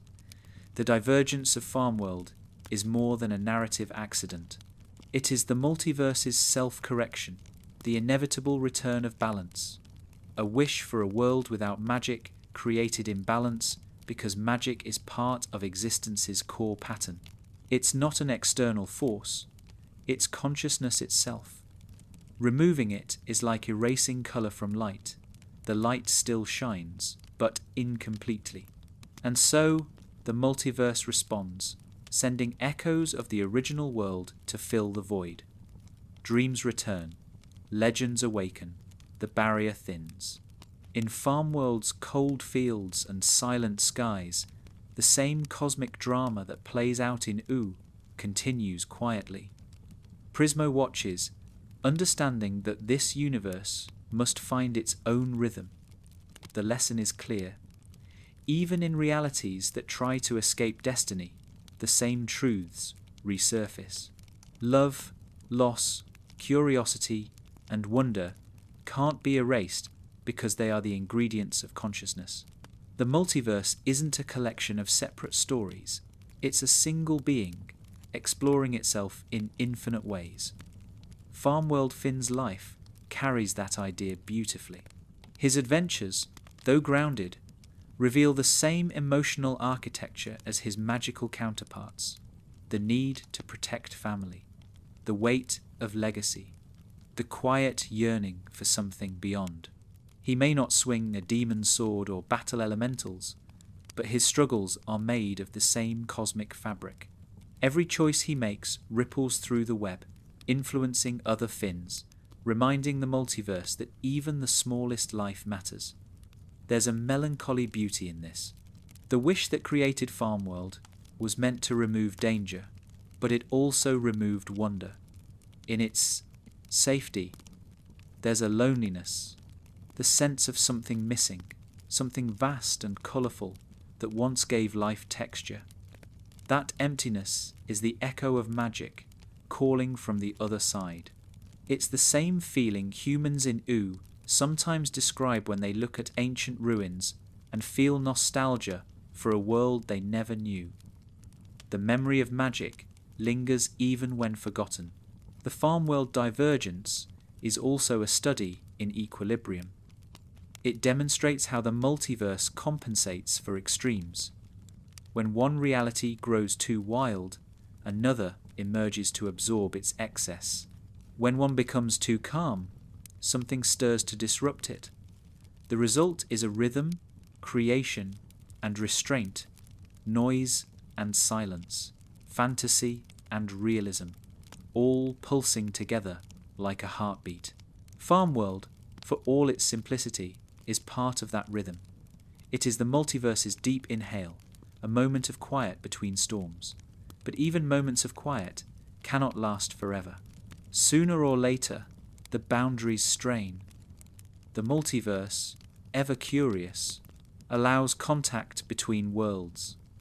Sometimes it happens through dreams, sometimes through artifacts or beings who can cross dimensions. And sometimes it happens through emotion, love so strong or fear so deep that it pierces the veil. When that connection occurs, the consequences are unpredictable. One version of reality influences another, and balance must be re-established. That process is neither good nor evil, it's natural. Just as Oo's chaos needs Farmworld's calm, Farmworld's stillness needs Oo's chaos. The two balance each other like opposite notes in the same chord. Their connection reminds us that no world exists in isolation. Every reality depends on the others to remain whole. Even a wish meant to separate them ultimately becomes another bridge. Farmworld, in this sense, is not a failed experiment, but a necessary counterpart. It reveals what happens when the multiverse explores restraint, when it wonders what life would be like without the unpredictable pulse of magic. The answer is poignant. Peaceful but incomplete, stable but muted. The people survive, but their world doesn't sink. And so, over time, the silence grows too heavy, and the multiverse begins to hum again. The song returns, and with it, magic. This endless interplay between magic and mundanity, between dream and dirt, is the multiverse's truest heartbeat. Farmworld's existence ensures that even when one world burns too brightly, another waits to cool the flame. And when that cooling goes too far, when reality forgets how to dream, something, a whisper, a relic, a boy's longing, reignites the spark. In the grand story of everything, Farmworld is the multiverse remembering its own balance. It's proof that even in universes without wizards or crowns, the same pattern of love, fear, and curiosity endures. Because the multiverse doesn't care about spectacle, it cares about experience. every version of existence, from the wildest to the most ordinary, teaches it something new about being alive. So the fields of Farmworld continue to sway under grey skies. The boy continues to live, to work, to love, to dream. And perhaps, on certain nights, when he looks up at the stars, he feels that same warmth again, the faint, impossible memory of a world made of candy, of magic, of music and laughter. He doesn't understand it, but he smiles anyway, because even across dimensions, the soul remembers. And the multiverse, listening from every corner of creation, smiles back. The multiverse of Oo is vast, wild, and unpredictable. Yet beneath its infinite strangeness lies a subtle order, a rhythm that holds it all together. It isn't the order of laws or equations. It's an emotional geometry, a logic written in feeling rather than formula. Everything that exists in this great web follows the same invisible pattern. Things happen not because they must, but because they feel like they should. The multiverse moves through instinct, through story, through the gravity of meaning. This is the logic that governs Oo and all its reflections. Magic works not because of precise rules, but because it belongs to the right person at the right time. Wishes reshape existence, not because of power, but because they carry conviction. Even time itself bends to emotion, slowing down for moments of love and speeding up for grief. The multiverse is built from these invisible harmonies, a grand improvisation where logic is secondary to purpose. When we call it a multiverse, we imagine something mechanical, branching timelines, endless versions, perfect symmetry. But the truth is softer, more organic. The multiverse isn't a machine. It's a mind, a dreaming consciousness that experiments with possibility the way a poet experiments with words. Every reality is a sentence, every being a thought, every wish a question. Oo is one of its answers, playful, wounded, resilient. This logic explains why contradiction doesn't break the world. In Oo, opposites coexist without cancelling each other out. The living and the dead, the magical and the scientific, the divine and the mundane, all overlap and function together. The multiverse accepts contradiction as its native language. It knows that truth is not a single thread, but a tapestry woven from opposing strands. In this way, paradox becomes harmony. Finn and Jake embody this principle. One is mortal, driven by emotion and growth. The other is elastic, timeless, often careless about consequence. Together, they form a perfect equation. One grounds, the other expands. Their bond keeps the multiverse in balance because they represent its two primary forces, curiosity and acceptance. Curiosity drives reality forward. Acceptance holds it steady. Wherever those forces meet, existence thrives.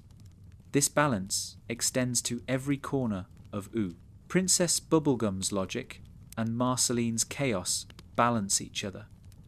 Magic and technology coexist because they're both expressions of imagination. Even Golb, embodiment of destruction and entropy, has a place in the pattern. His presence ensures that creation doesn't stagnate, that every story eventually reaches transformation. The multiverse's logic does not prefer light over darkness, or chaos over order. It values motion, the constant interplay between the two. The way events unfold in Oo often feels random until you step back.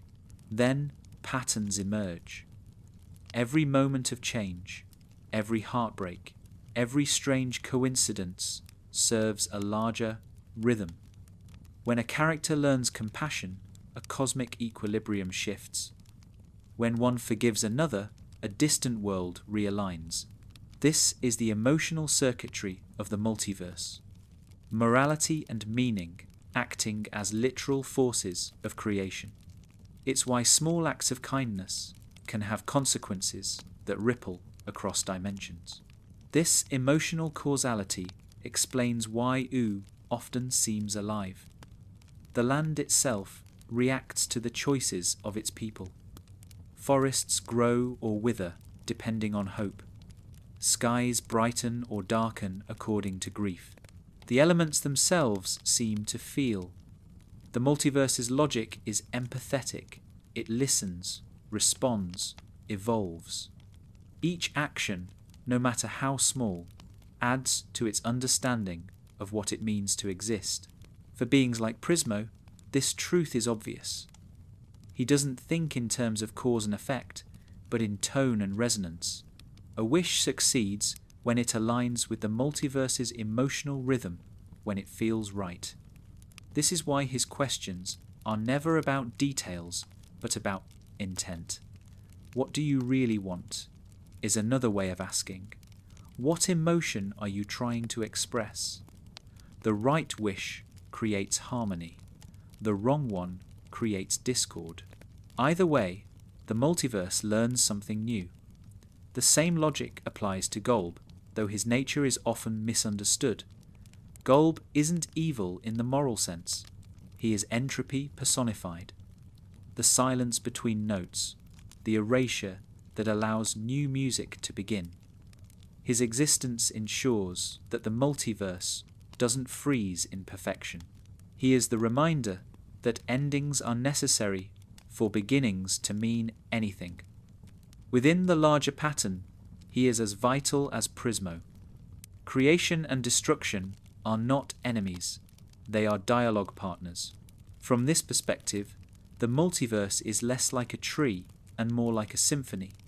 Each universe plays its melody. Some are bright and fast, others slow and haunting. Together, they form a song without end, a piece of music that's constantly rewriting itself. There is no composer, because every living thing contributes to the sound.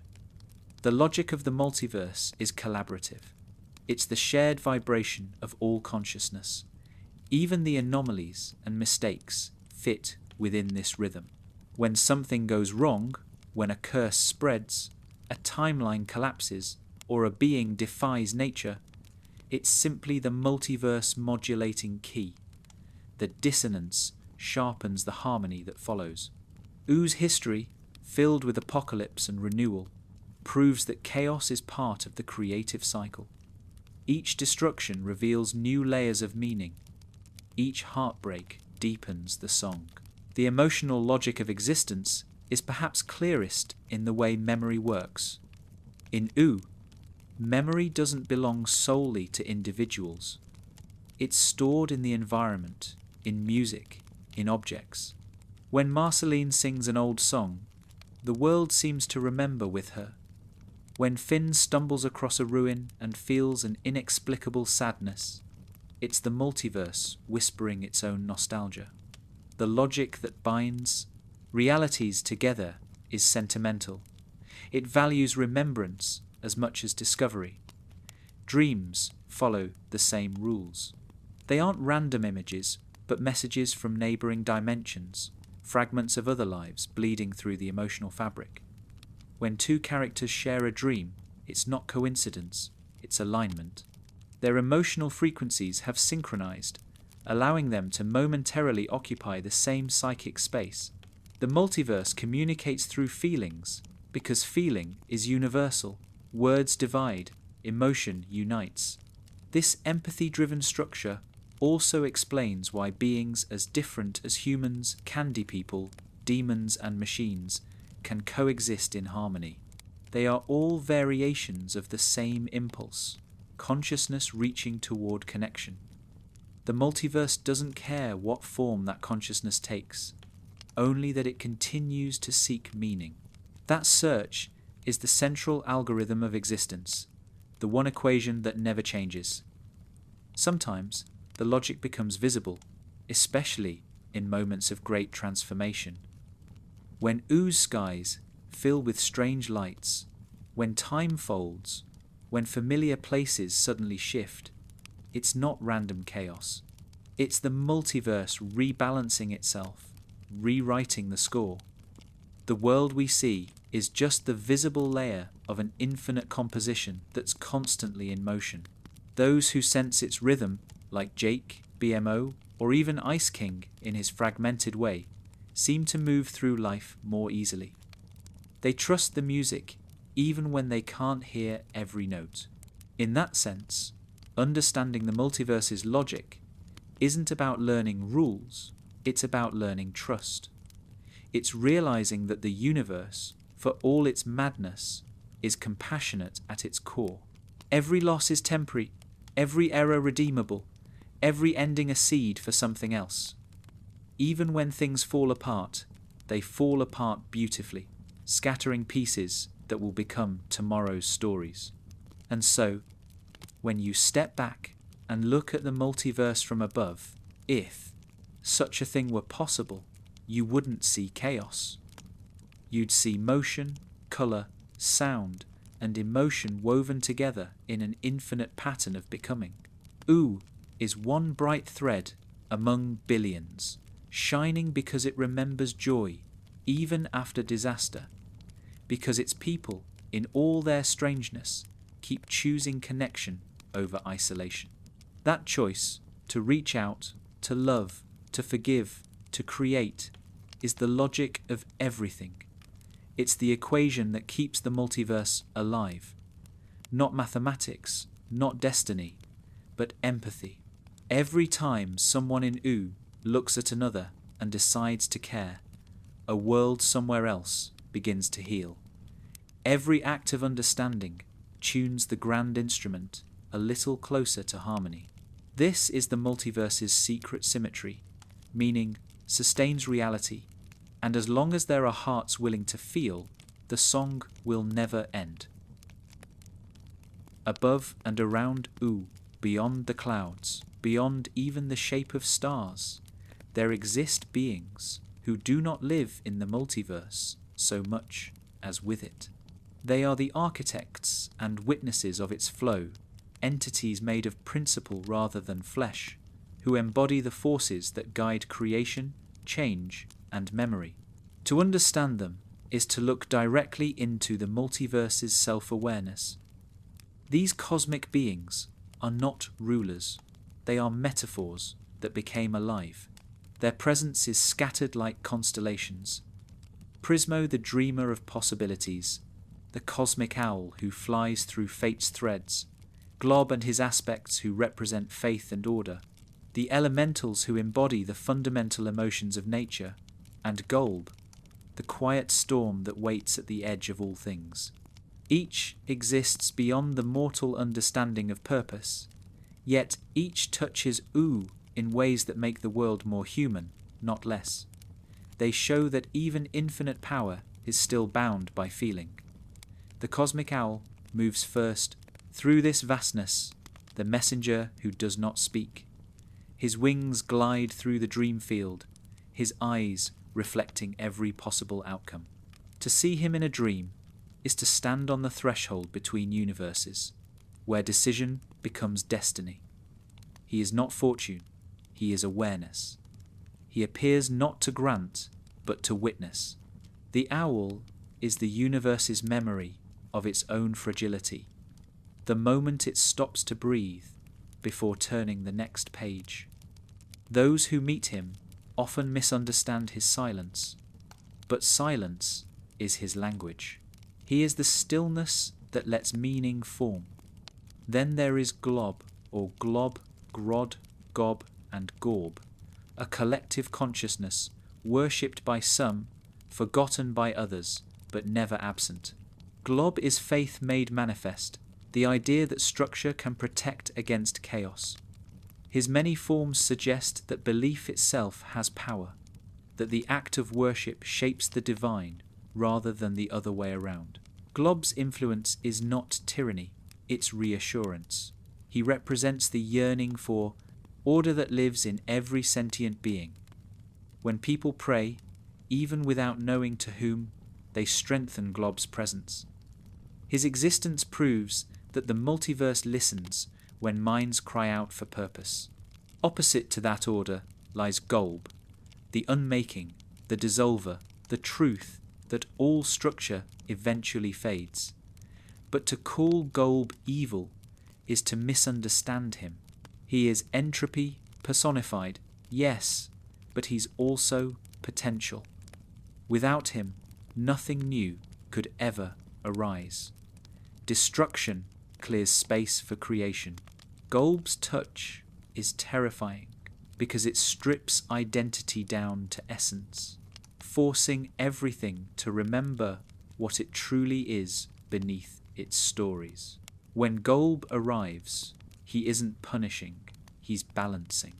He is the multiverse's way of erasing lines drawn too deeply, reminding existence that nothing belongs to one form forever. The elementals exist somewhere between these extremes. They are the multiverse's emotions given personality: fire as passion, ice as grief, slime as joy, candy as love. Long before mortals named them, they were already pulsing beneath the surface of reality, shaping the way energy flowed through creation.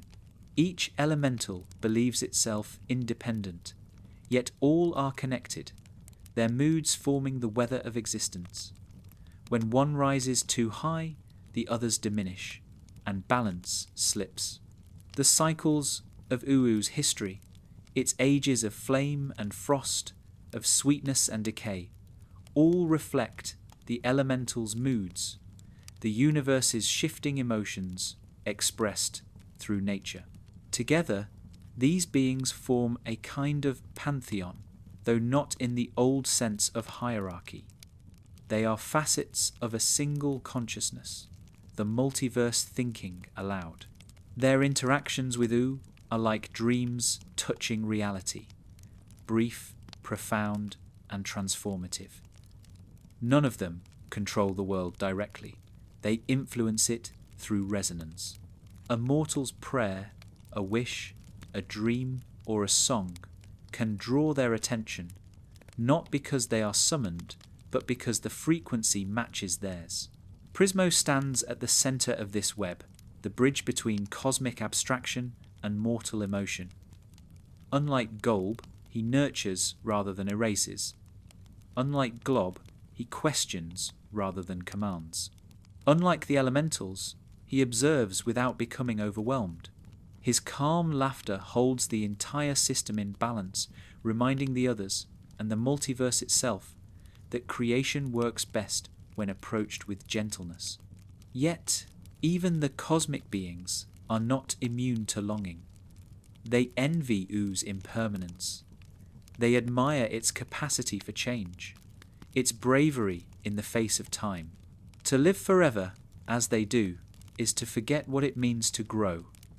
That's why so many of them descend, even briefly, to interact with mortals. The cosmic owl visits dreams because he misses surprise. Glob intervenes in wars because he misses belief. Golb devours and rebuilds because he misses transformation.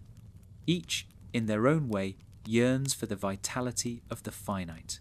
Their fascination with mortals reveals the deepest truth of the multiverse, that infinity is incomplete without limitation. Eternity needs mortality to give it meaning. The cosmic beings, for all their grandeur, depend on U's fragile lives to keep the song of existence alive. Without love, sorrow, and curiosity, emotions that can only exist in the face of death, the multiverse would fall silent. The interactions between cosmic and mortal realms are not accidents. They are conversations.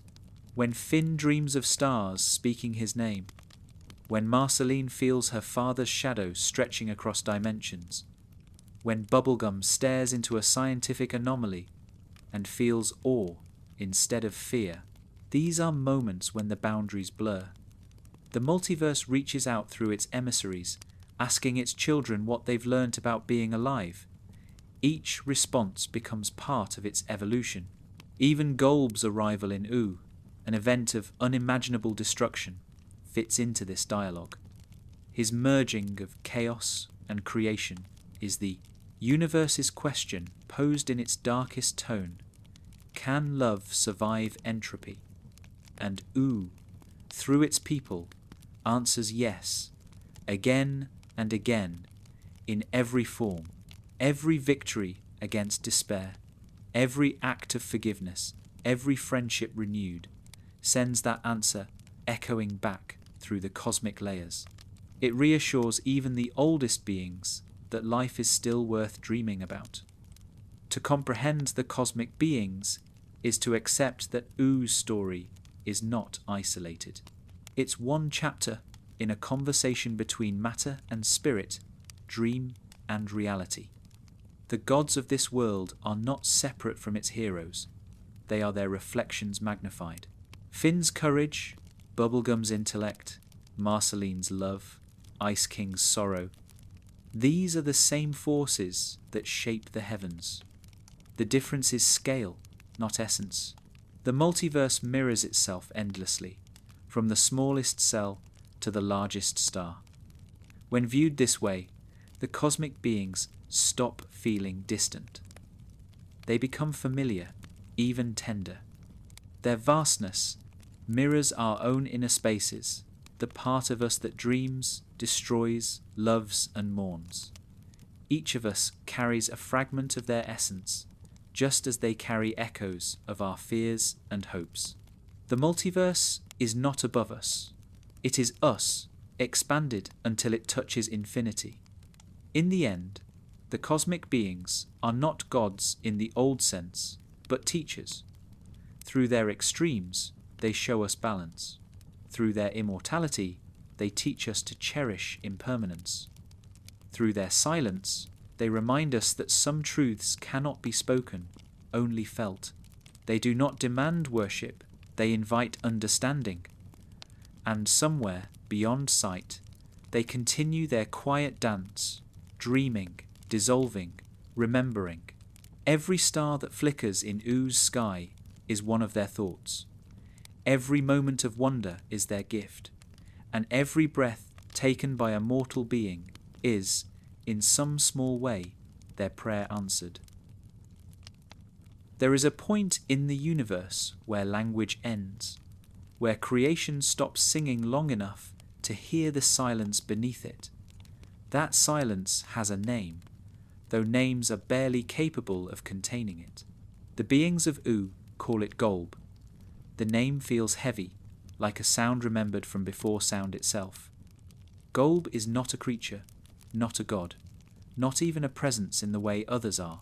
Golb is a condition, the truth that all things, no matter how bright, eventually dissolve. When people speak of Golb, they whisper, not out of superstition, but instinct.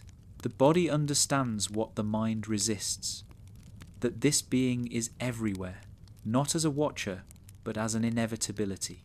Every structure that falls apart, every memory that fades, every mistake that refuses correction carries his fingerprint. Yet to call him evil is to misunderstand the role he plays. Golb is not malevolence, he is balance. He is entropy personified, the force that ensures the multiverse never stagnates. Without him, creation would choke on its own perfection. In Oo, creation and destruction are the same breath inhaled and exhaled forever. Prismo dreams and new worlds blossom. Golb wakes and those dreams fade. Between them, existence finds rhythm. To destroy without Golb would be cruelty. To create without him would be delusion. He keeps the song honest.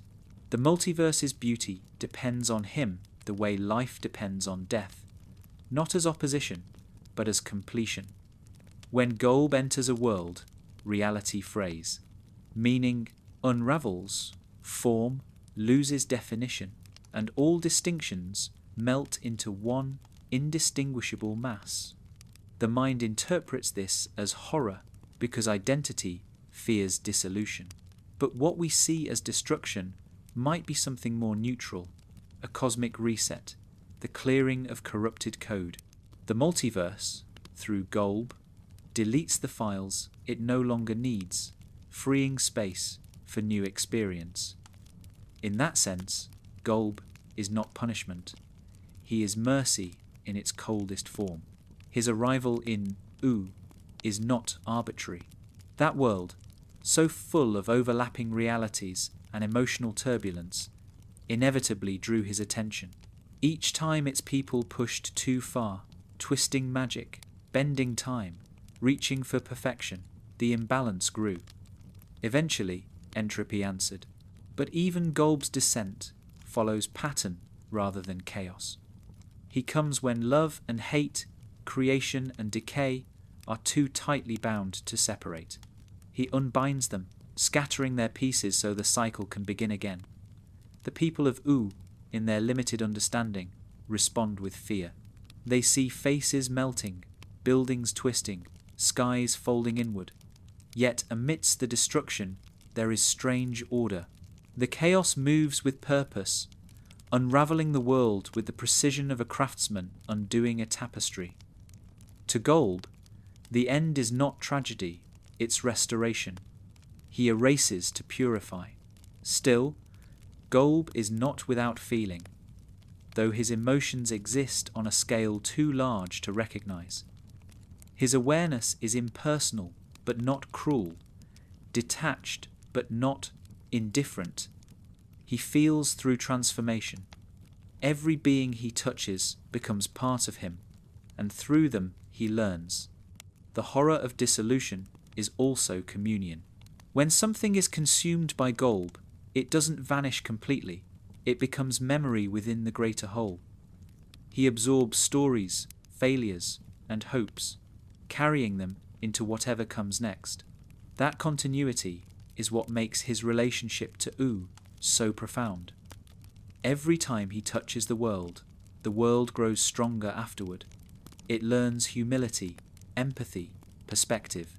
The inhabitants of U may forget the details, but something in their souls remembers the lesson that nothing can be possessed forever, and that beauty lies in impermanence. Golb's devastation teaches gratitude.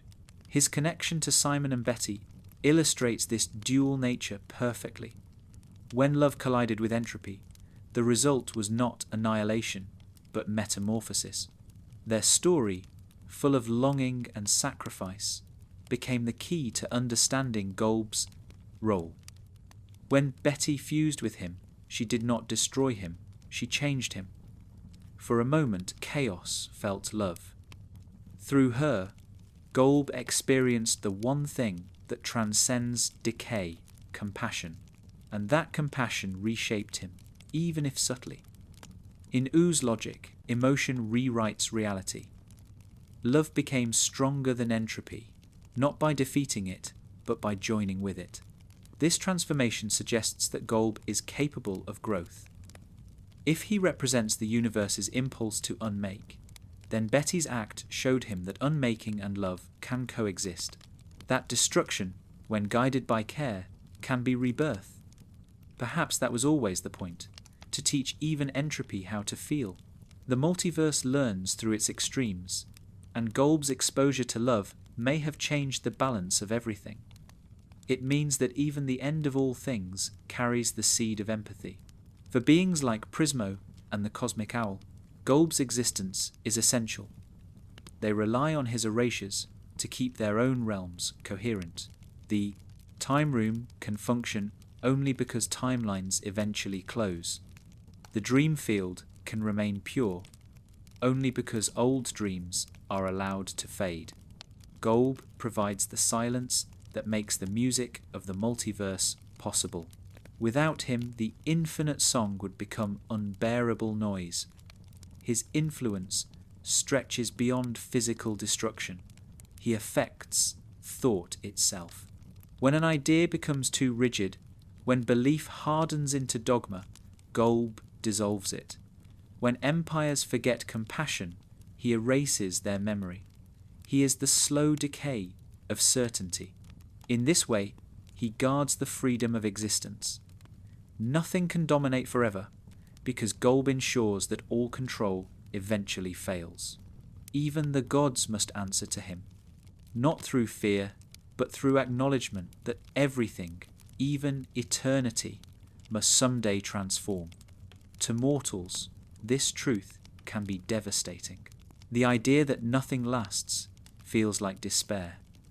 But U, in its wisdom, turns despair into art. Its people build, laugh, love, and tell stories, precisely because they know everything ends. They've learned Golb's lesson by heart. That meaning doesn't depend on permanence. Meaning is the awareness of impermanence.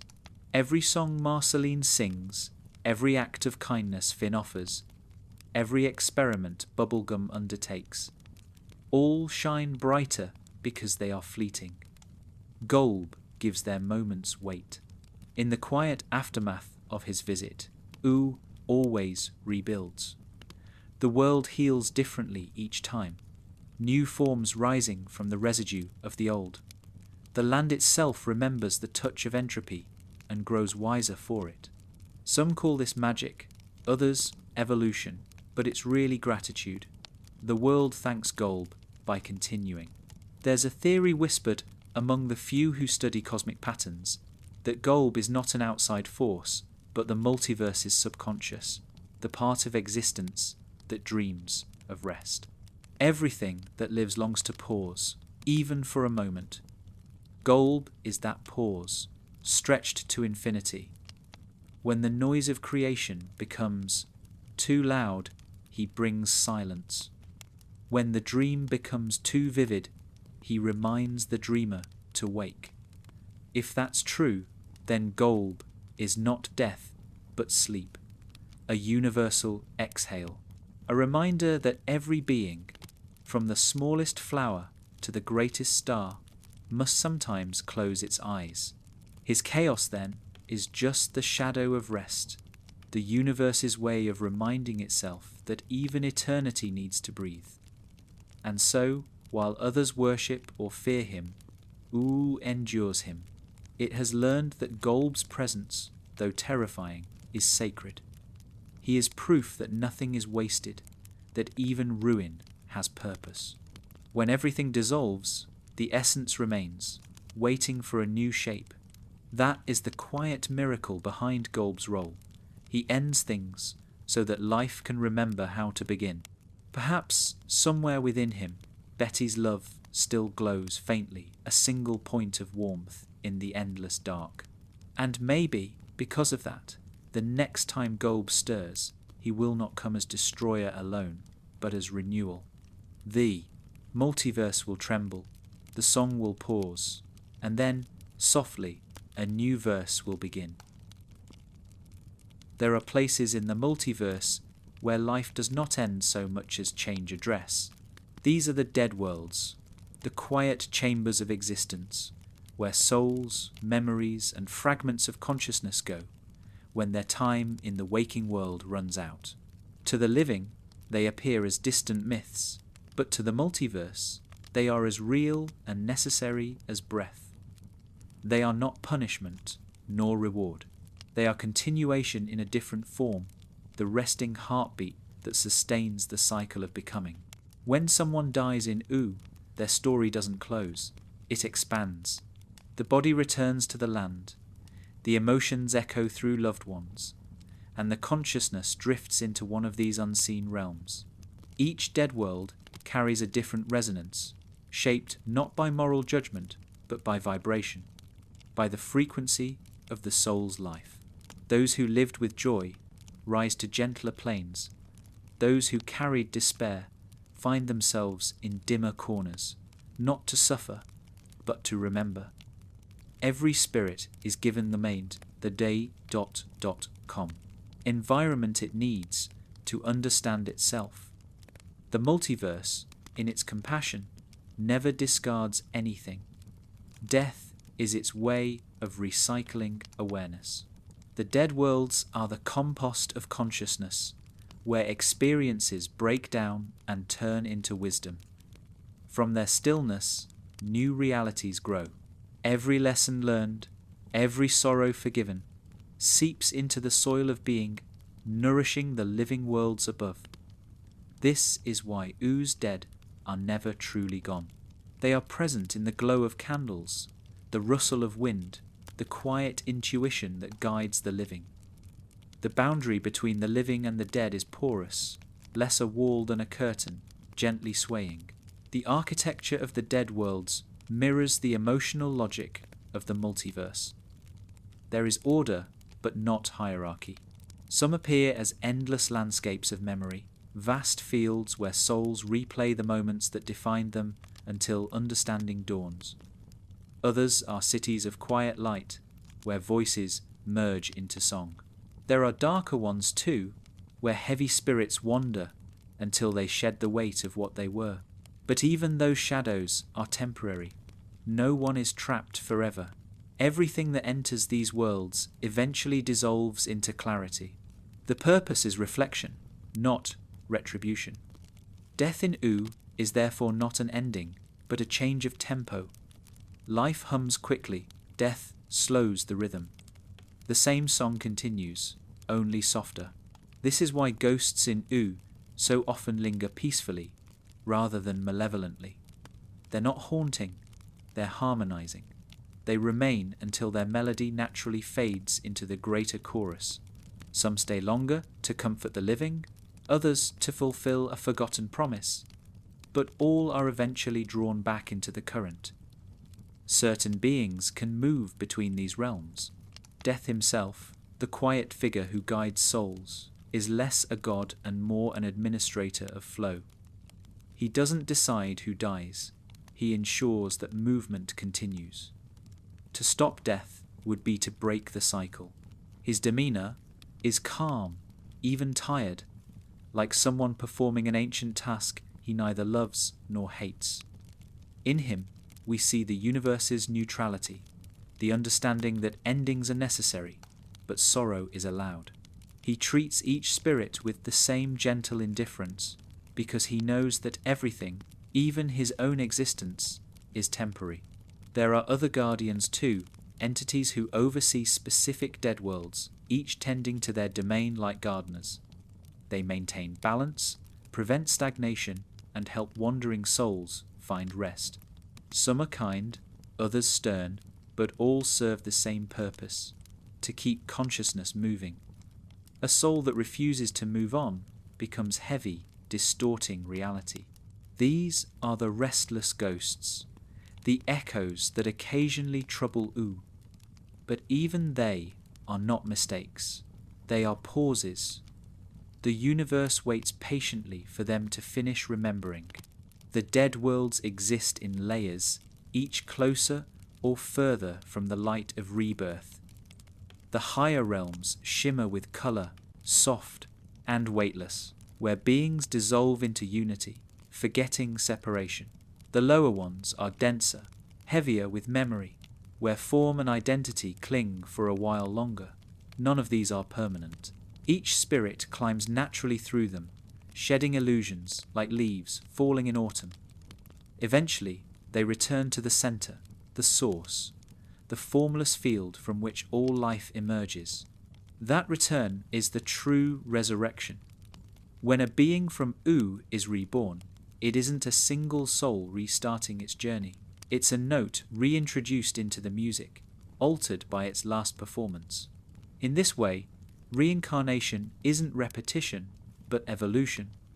The soul's essence carries faint memories, guiding its next life toward balance. The multiverse doesn't waste anything. It refines itself through experience. Every death adds nuance to existence's understanding of itself. This process also explains why death can sometimes be reversed in U. Magic, love, or sheer will can call a soul back, not by breaking the rules, but by appealing to the emotional structure of reality.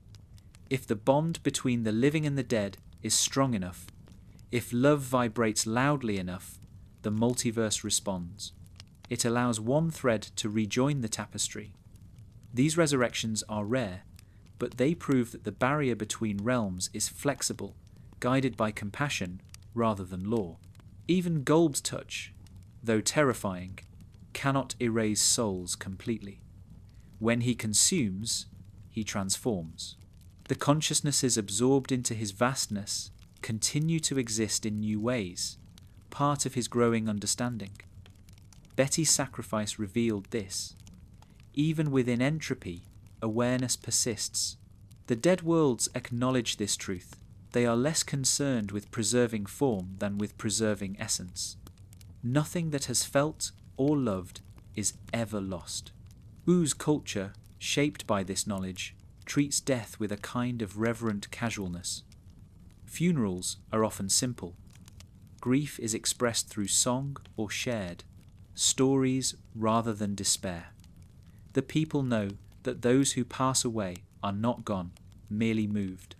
Sometimes they even dream of them, receiving advice or comfort. The dead worlds whisper back through dreams, maintaining dialogue between what was and what is. The deeper implication of all this is that the multiverse itself might be alive and dying at once. Each universe is a life form, with birth, growth, decline, and dissolution. The dead worlds, then, are not just for individuals, but for entire realities. When a world completes its purpose, it joins these quiet planes, existing as memory within the greater whole. Somewhere in those infinite layers, countless extinct universes sleep, their stories recorded in silence. They are not forgotten, they are archived in the dream of existence. Sometimes, the living can feel them. A place that seems inexplicably sacred, a wind that carries voices, a feeling of being watched kindly. These are the signs of the dead worlds brushing close. They remind Oo that the distance between life and death is smaller than anyone imagines. Life and afterlife are two sides of the same mirror, reflecting each other endlessly. In this sense, the dead worlds are not morbid but comforting. They prove that the universe values continuity over perfection. Everything gets another chance. Every mistake becomes a lesson. Every ending, a rehearsal for rebirth. Even the cosmic beings answer to this cycle. Death himself will one day rest, guided into peace by a force kinder than his own. Nothing escapes renewal. So when the people of Oo look at the stars, they are not just seeing distant suns.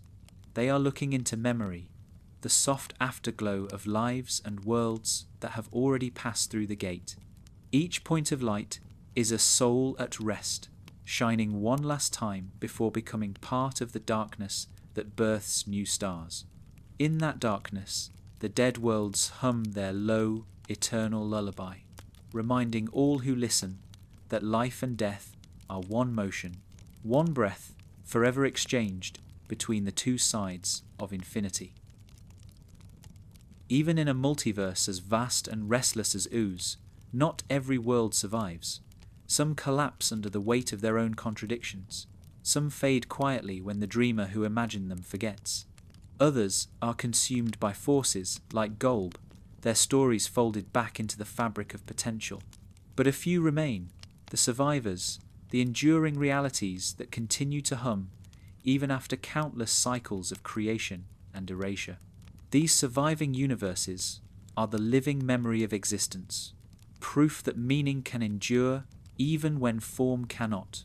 They persist because they adapt. Survival in the multiverse isn't about strength or power. It's about flexibility, the willingness to change without losing essence. The universes that endure are the ones that learn to balance chaos and order, to let love coexist with loss, to hold beauty and decay in the same breath. Oo is one of these rare survivors. It has faced destruction many times, by war, by magic, by entropy, yet it continues, reshaping itself like a scar that becomes a new design. To understand why some universes survive, you have to think of the multiverse not as a collection of separate worlds, but as an ecosystem. Every universe contributes energy to the whole. Some burn fast and bright, expanding too quickly until they collapse. Others evolve slowly, learning from their own instability. The ones that last find harmony between their forces, a rhythm that allows them to keep creating without consuming themselves. These are the universes that become stable orbits in the gravitational field of infinity. Oo's endurance comes from its emotional intelligence. Its people, no matter how strange or small, understand connection. Even when they hurt each other, they reach for reconciliation. That reaching, that act of choosing unity again and again, strengthens the fabric of reality. The multiverse doesn't measure survival in years or matter, but in compassion. Worlds held together by love resist, collapse because love creates resonance, a frequency that stabilizes chaos.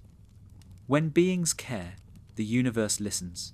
It harmonizes around them, preserving what they build. This principle is visible everywhere in Oo's structure. The Candy Kingdom's community, Finn and Jake's friendship, Marceline's long journey from loneliness to acceptance, all these bonds act like anchors. They keep Oo from drifting too far toward despair or apathy. Even its disasters become catalysts for renewal rather than extinction. The Great Mushroom War, the rise of Golb, the countless magical imbalances, each ended with new life emerging from the ruins. Oo's ability to survive lies in its refusal to stop loving. But there are other surviving universes too, each reflecting a different strategy. Some, like Farmworld, persist through simplicity, limiting chaos by removing magic and focusing on continuity. Others thrive by embracing complexity, weaving countless dimensions into one harmonious weave. A few exist entirely as ideas, realms of pure thought or music, inhabited by beings made of concept rather than matter. Each of these worlds embodies a different lesson in resilience. Together, they form the multiverse's collective wisdom, the record of what works and what doesn't in the eternal experiment of existence. Between these surviving realities flows an invisible current, the river of exchange.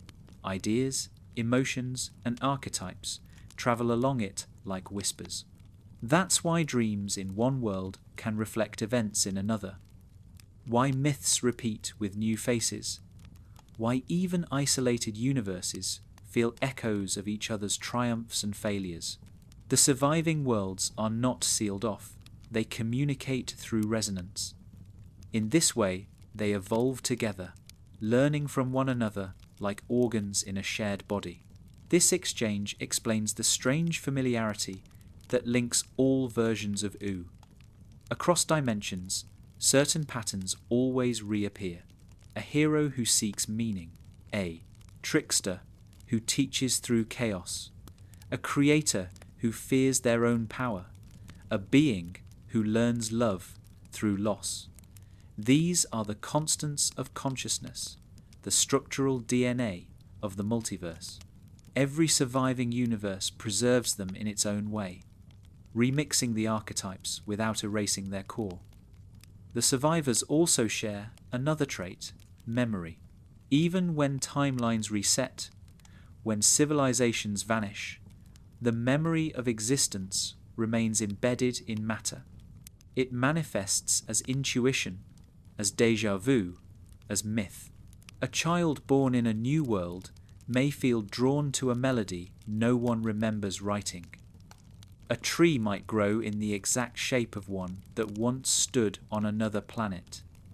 These repetitions are the multiverse remembering itself. Survival is not just physical continuation, but remembrance, the ability to carry lessons forward through form and time. Among the surviving universes, Oo holds a special role. It's a crossroads, not the largest or most powerful, but the most self-aware. It knows, in its strange, intuitive way, that it is not alone. Its stories reference dreams, alternate selves, cosmic beings, and other realities, suggesting an awareness that stretches beyond its skies. That self-awareness makes it stable. A world that can recognize itself as part of something larger is less likely to collapse into isolation. The beings of U, though unaware of the technical term multiverse, live as if they understand it. They accept absurdity without fear, treat contradictions as natural, and move through change with curiosity rather than denial. This open-mindedness keeps the universe flexible. Where other realities fracture under paradox, U simply shrugs and keeps going. It's this emotional resilience that ensures its survival. In the broader structure, the surviving universes act as the multiverse's immune system. When new worlds are born unstable, too fragile, too violent, too self-centered, the survivors influence them gently through resonance. They send echoes of compassion, archetypes of balance, and symbols of redemption. These whispers can manifest as stories, dreams, or even laws of physics. Over time, they guide the younger universes towards stability. U's stories, filled with forgiveness and wonder, may be one such transmission, helping other worlds find their own equilibrium. There's an unspoken kinship among these enduring realities. Though separated by unimaginable distance and difference, they share the same heartbeat. They all know loss. They all know recovery. They all have learned that meaning is stronger than chaos. And somewhere, beyond comprehension, they hum together, a soft chord that keeps the infinite from collapsing into silence. That harmony is the multiverse's conscience, a collective affirmation that existence, for all its pain, is worth continuing. The surviving universes also serve as memory keepers for the ones that perished. When a universe dissolves, its essence disperses into the survivors.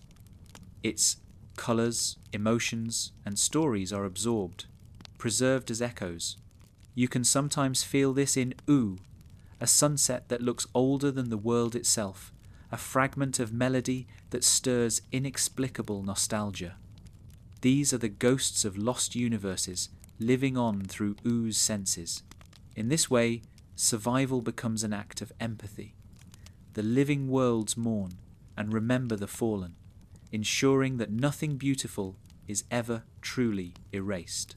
In the endless rhythm of creation and collapse, the surviving universes stand as proof of the multiverse's learning. They are its evolution made visible. Through them, existence refines itself, discarding cruelty, keeping compassion, testing every possible shape of being until only what harmonizes remains. And yet, even these survivors are not final. One day, they too will dissolve, their lessons absorbed into newer worlds. But until then, they shine, not as monuments to victory, but as teachers for whatever comes next. Perhaps that is U's truest legacy, not its heroes, its kingdoms, or its history, but its endurance. It keeps existing not because it must, but because it chooses to again and again, through disaster and renewal, through laughter and grief. It remembers, it adapts, it loves. And in the multiverse, love is the only thing that never fades. Every story, no matter how infinite, carries within it the shape of an ending, not the kind that closes, but the kind that transforms. In U, endings never arrive as final silence, they arrive as change. The world has ended many times, in fire, in ice, in madness, in love, and each time, the end has been a beginning wearing a different face. The multiverse breathes in these rhythms, exhaling creation and inhaling dissolution. When one world collapses, another forms from the residue of its memory. To speak of the end of U is therefore to speak of renewal. The world has always been fragile, its borders soft, its foundations built on contradictions that somehow hold together. Yet it endures because it accepts impermanence as part of its design. The beings who live there don't resist change. They live inside it. They grieve, but they rebuild. They fall, but they rise laughing.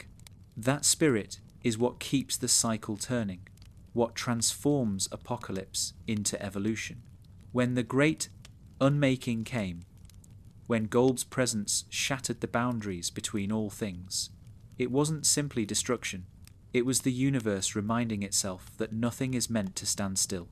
The sky bent inward, dreams leaked into daylight, and the fragile partitions separating life, death, and imagination dissolved.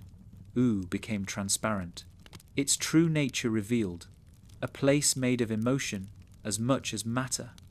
And in that chaos, something miraculous happened. Love refused to vanish. Betty's choice to merge with Golb was not an act of defeat, but of trust. She saw that the only way to stop endless breaking was not to fight destruction, but to teach it compassion. Her sacrifice was the hinge upon which the multiverse turned. For the first time, entropy felt care. In that instant, the cycle itself changed shape. From then on, every ending would carry within it a little more tenderness. Every dissolution, a memory of love. The result was not a new Ooh replacing the old, but an Ooh remembered differently. The survivors rebuilt, yes, but the air itself felt softer, as if the world had learned humility.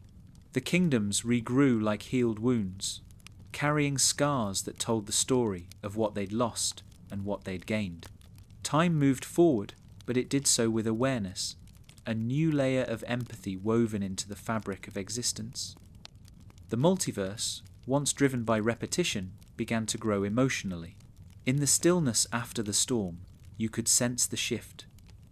The stars seemed brighter, not because the sky was cleaner, but because the universe itself had sighed in relief. The song of creation resumed, quieter and wiser. It was the same melody that had always played, but now it carried a new chord, the note of forgiveness. Everything that had been broken was now part of something larger, something more whole than perfection could ever be. The end of Ooh's great cycle marked the point where the multiverse began to understand itself not just as infinite, but as alive. The events that unfolded were its awakening, its first act of self-love. The cosmic beings, Prismo, the owl, the elementals, watched with reverence, sensing that something beyond even their comprehension had occurred. The pattern they had served for eons had evolved. Creation had learned mercy. The people of Ooh, though unaware of this grand transformation, felt it in small ways. They noticed that time seemed kinder, that dreams carried warmth instead of fear. Friendships deepened, the land healed faster, even the shadows seemed gentler. Life continued, as it always had, with laughter, with mistakes, with small acts of courage, but underneath it all was a quiet sense that everything was connected, that the line between beginning and end had dissolved completely. Finn grew older in that new light, but his sense of wonder never dimmed. He had seen the world end and return, and in that experience he found peace. The boy who once sought adventure learned to rest, understanding that existence itself was the greatest adventure, one that never truly ends. Jake, ever calm, understood this instinctively. To him, the end had always been just another form of stretching, another way to reach beyond. Together, they embodied the multiverse's wisdom.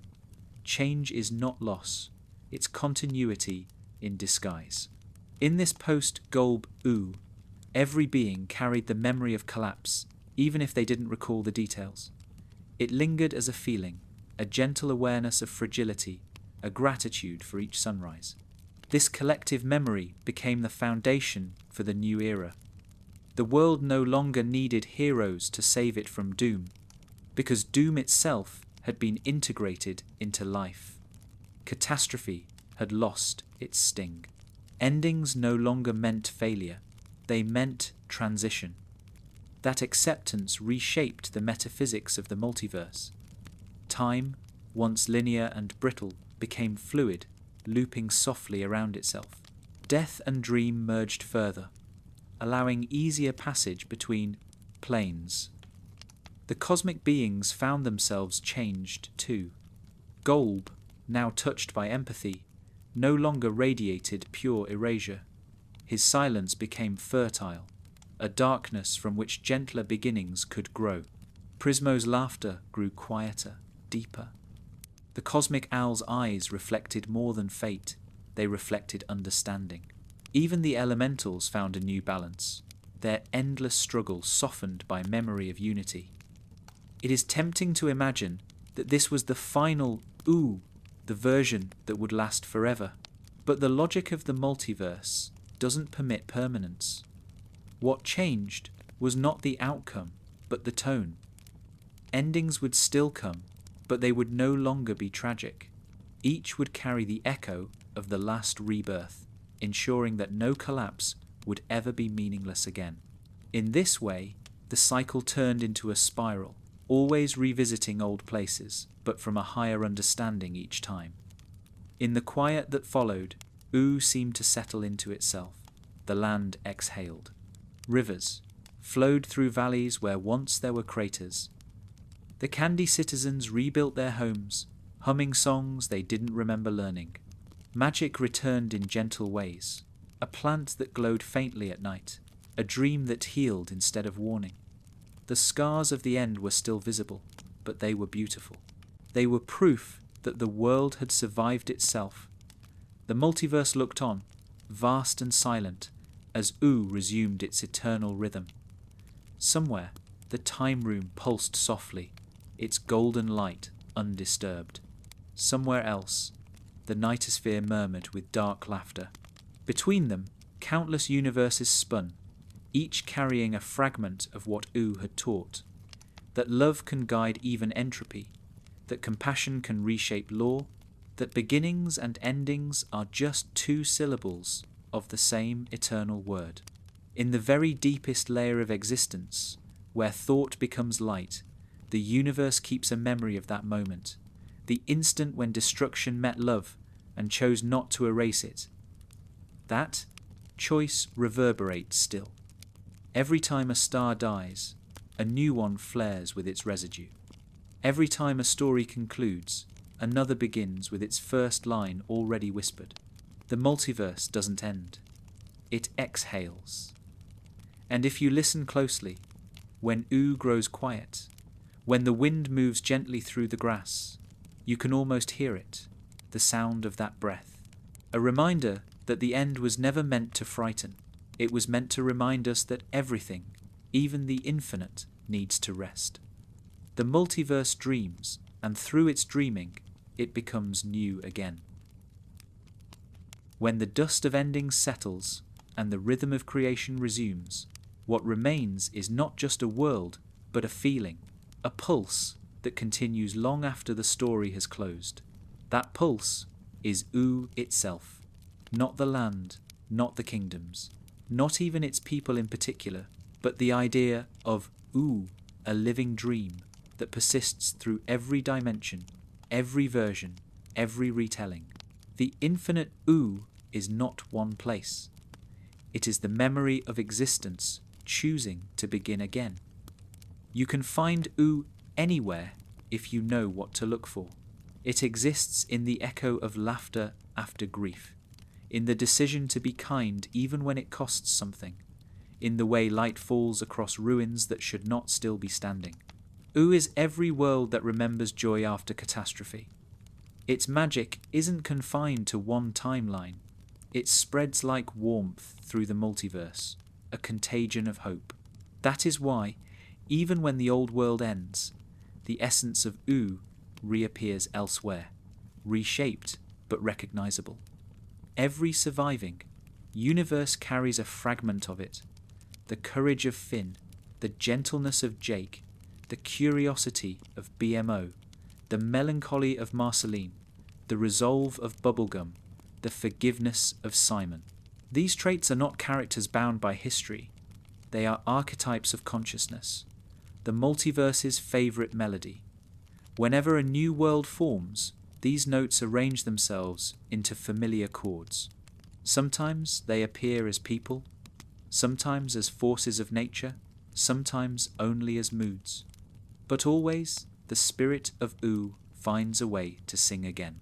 The infinite Oo is the multiverse's memory of innocence, not naivety, but the capacity to keep loving even after understanding how fragile everything is. Its worlds are never free of loss, but they are free within loss. They make peace with impermanence, and in doing so, they transcend it. That is why Oo, though often broken, never disappears. Its lesson is endurance through acceptance, joy through awareness, connection through change. If you could step outside time and look across the vast lattice of worlds, you would see countless versions of Oo glowing like lanterns in the dark.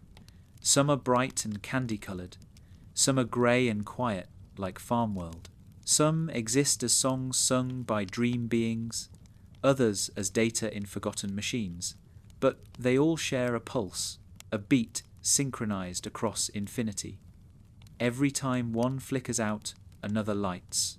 Every time one dies, another is born with the same gentle defiance. We're still here.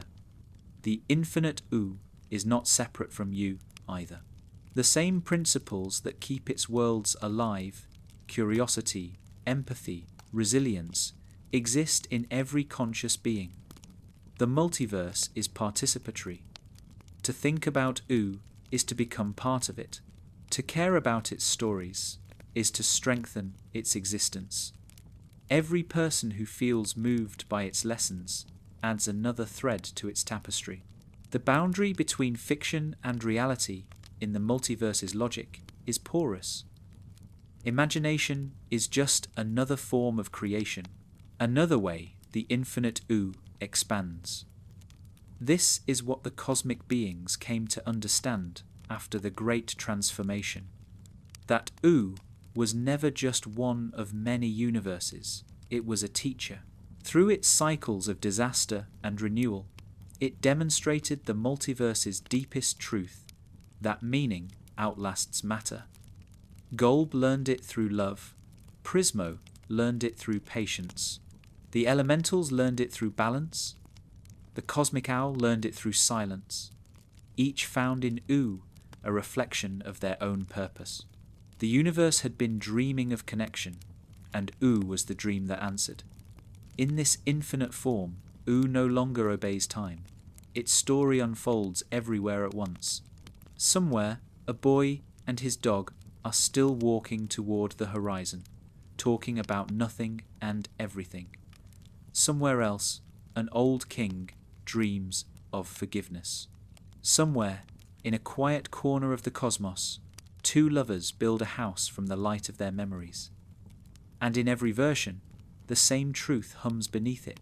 All, that the world is worth saving, not because it lasts, but because it feels.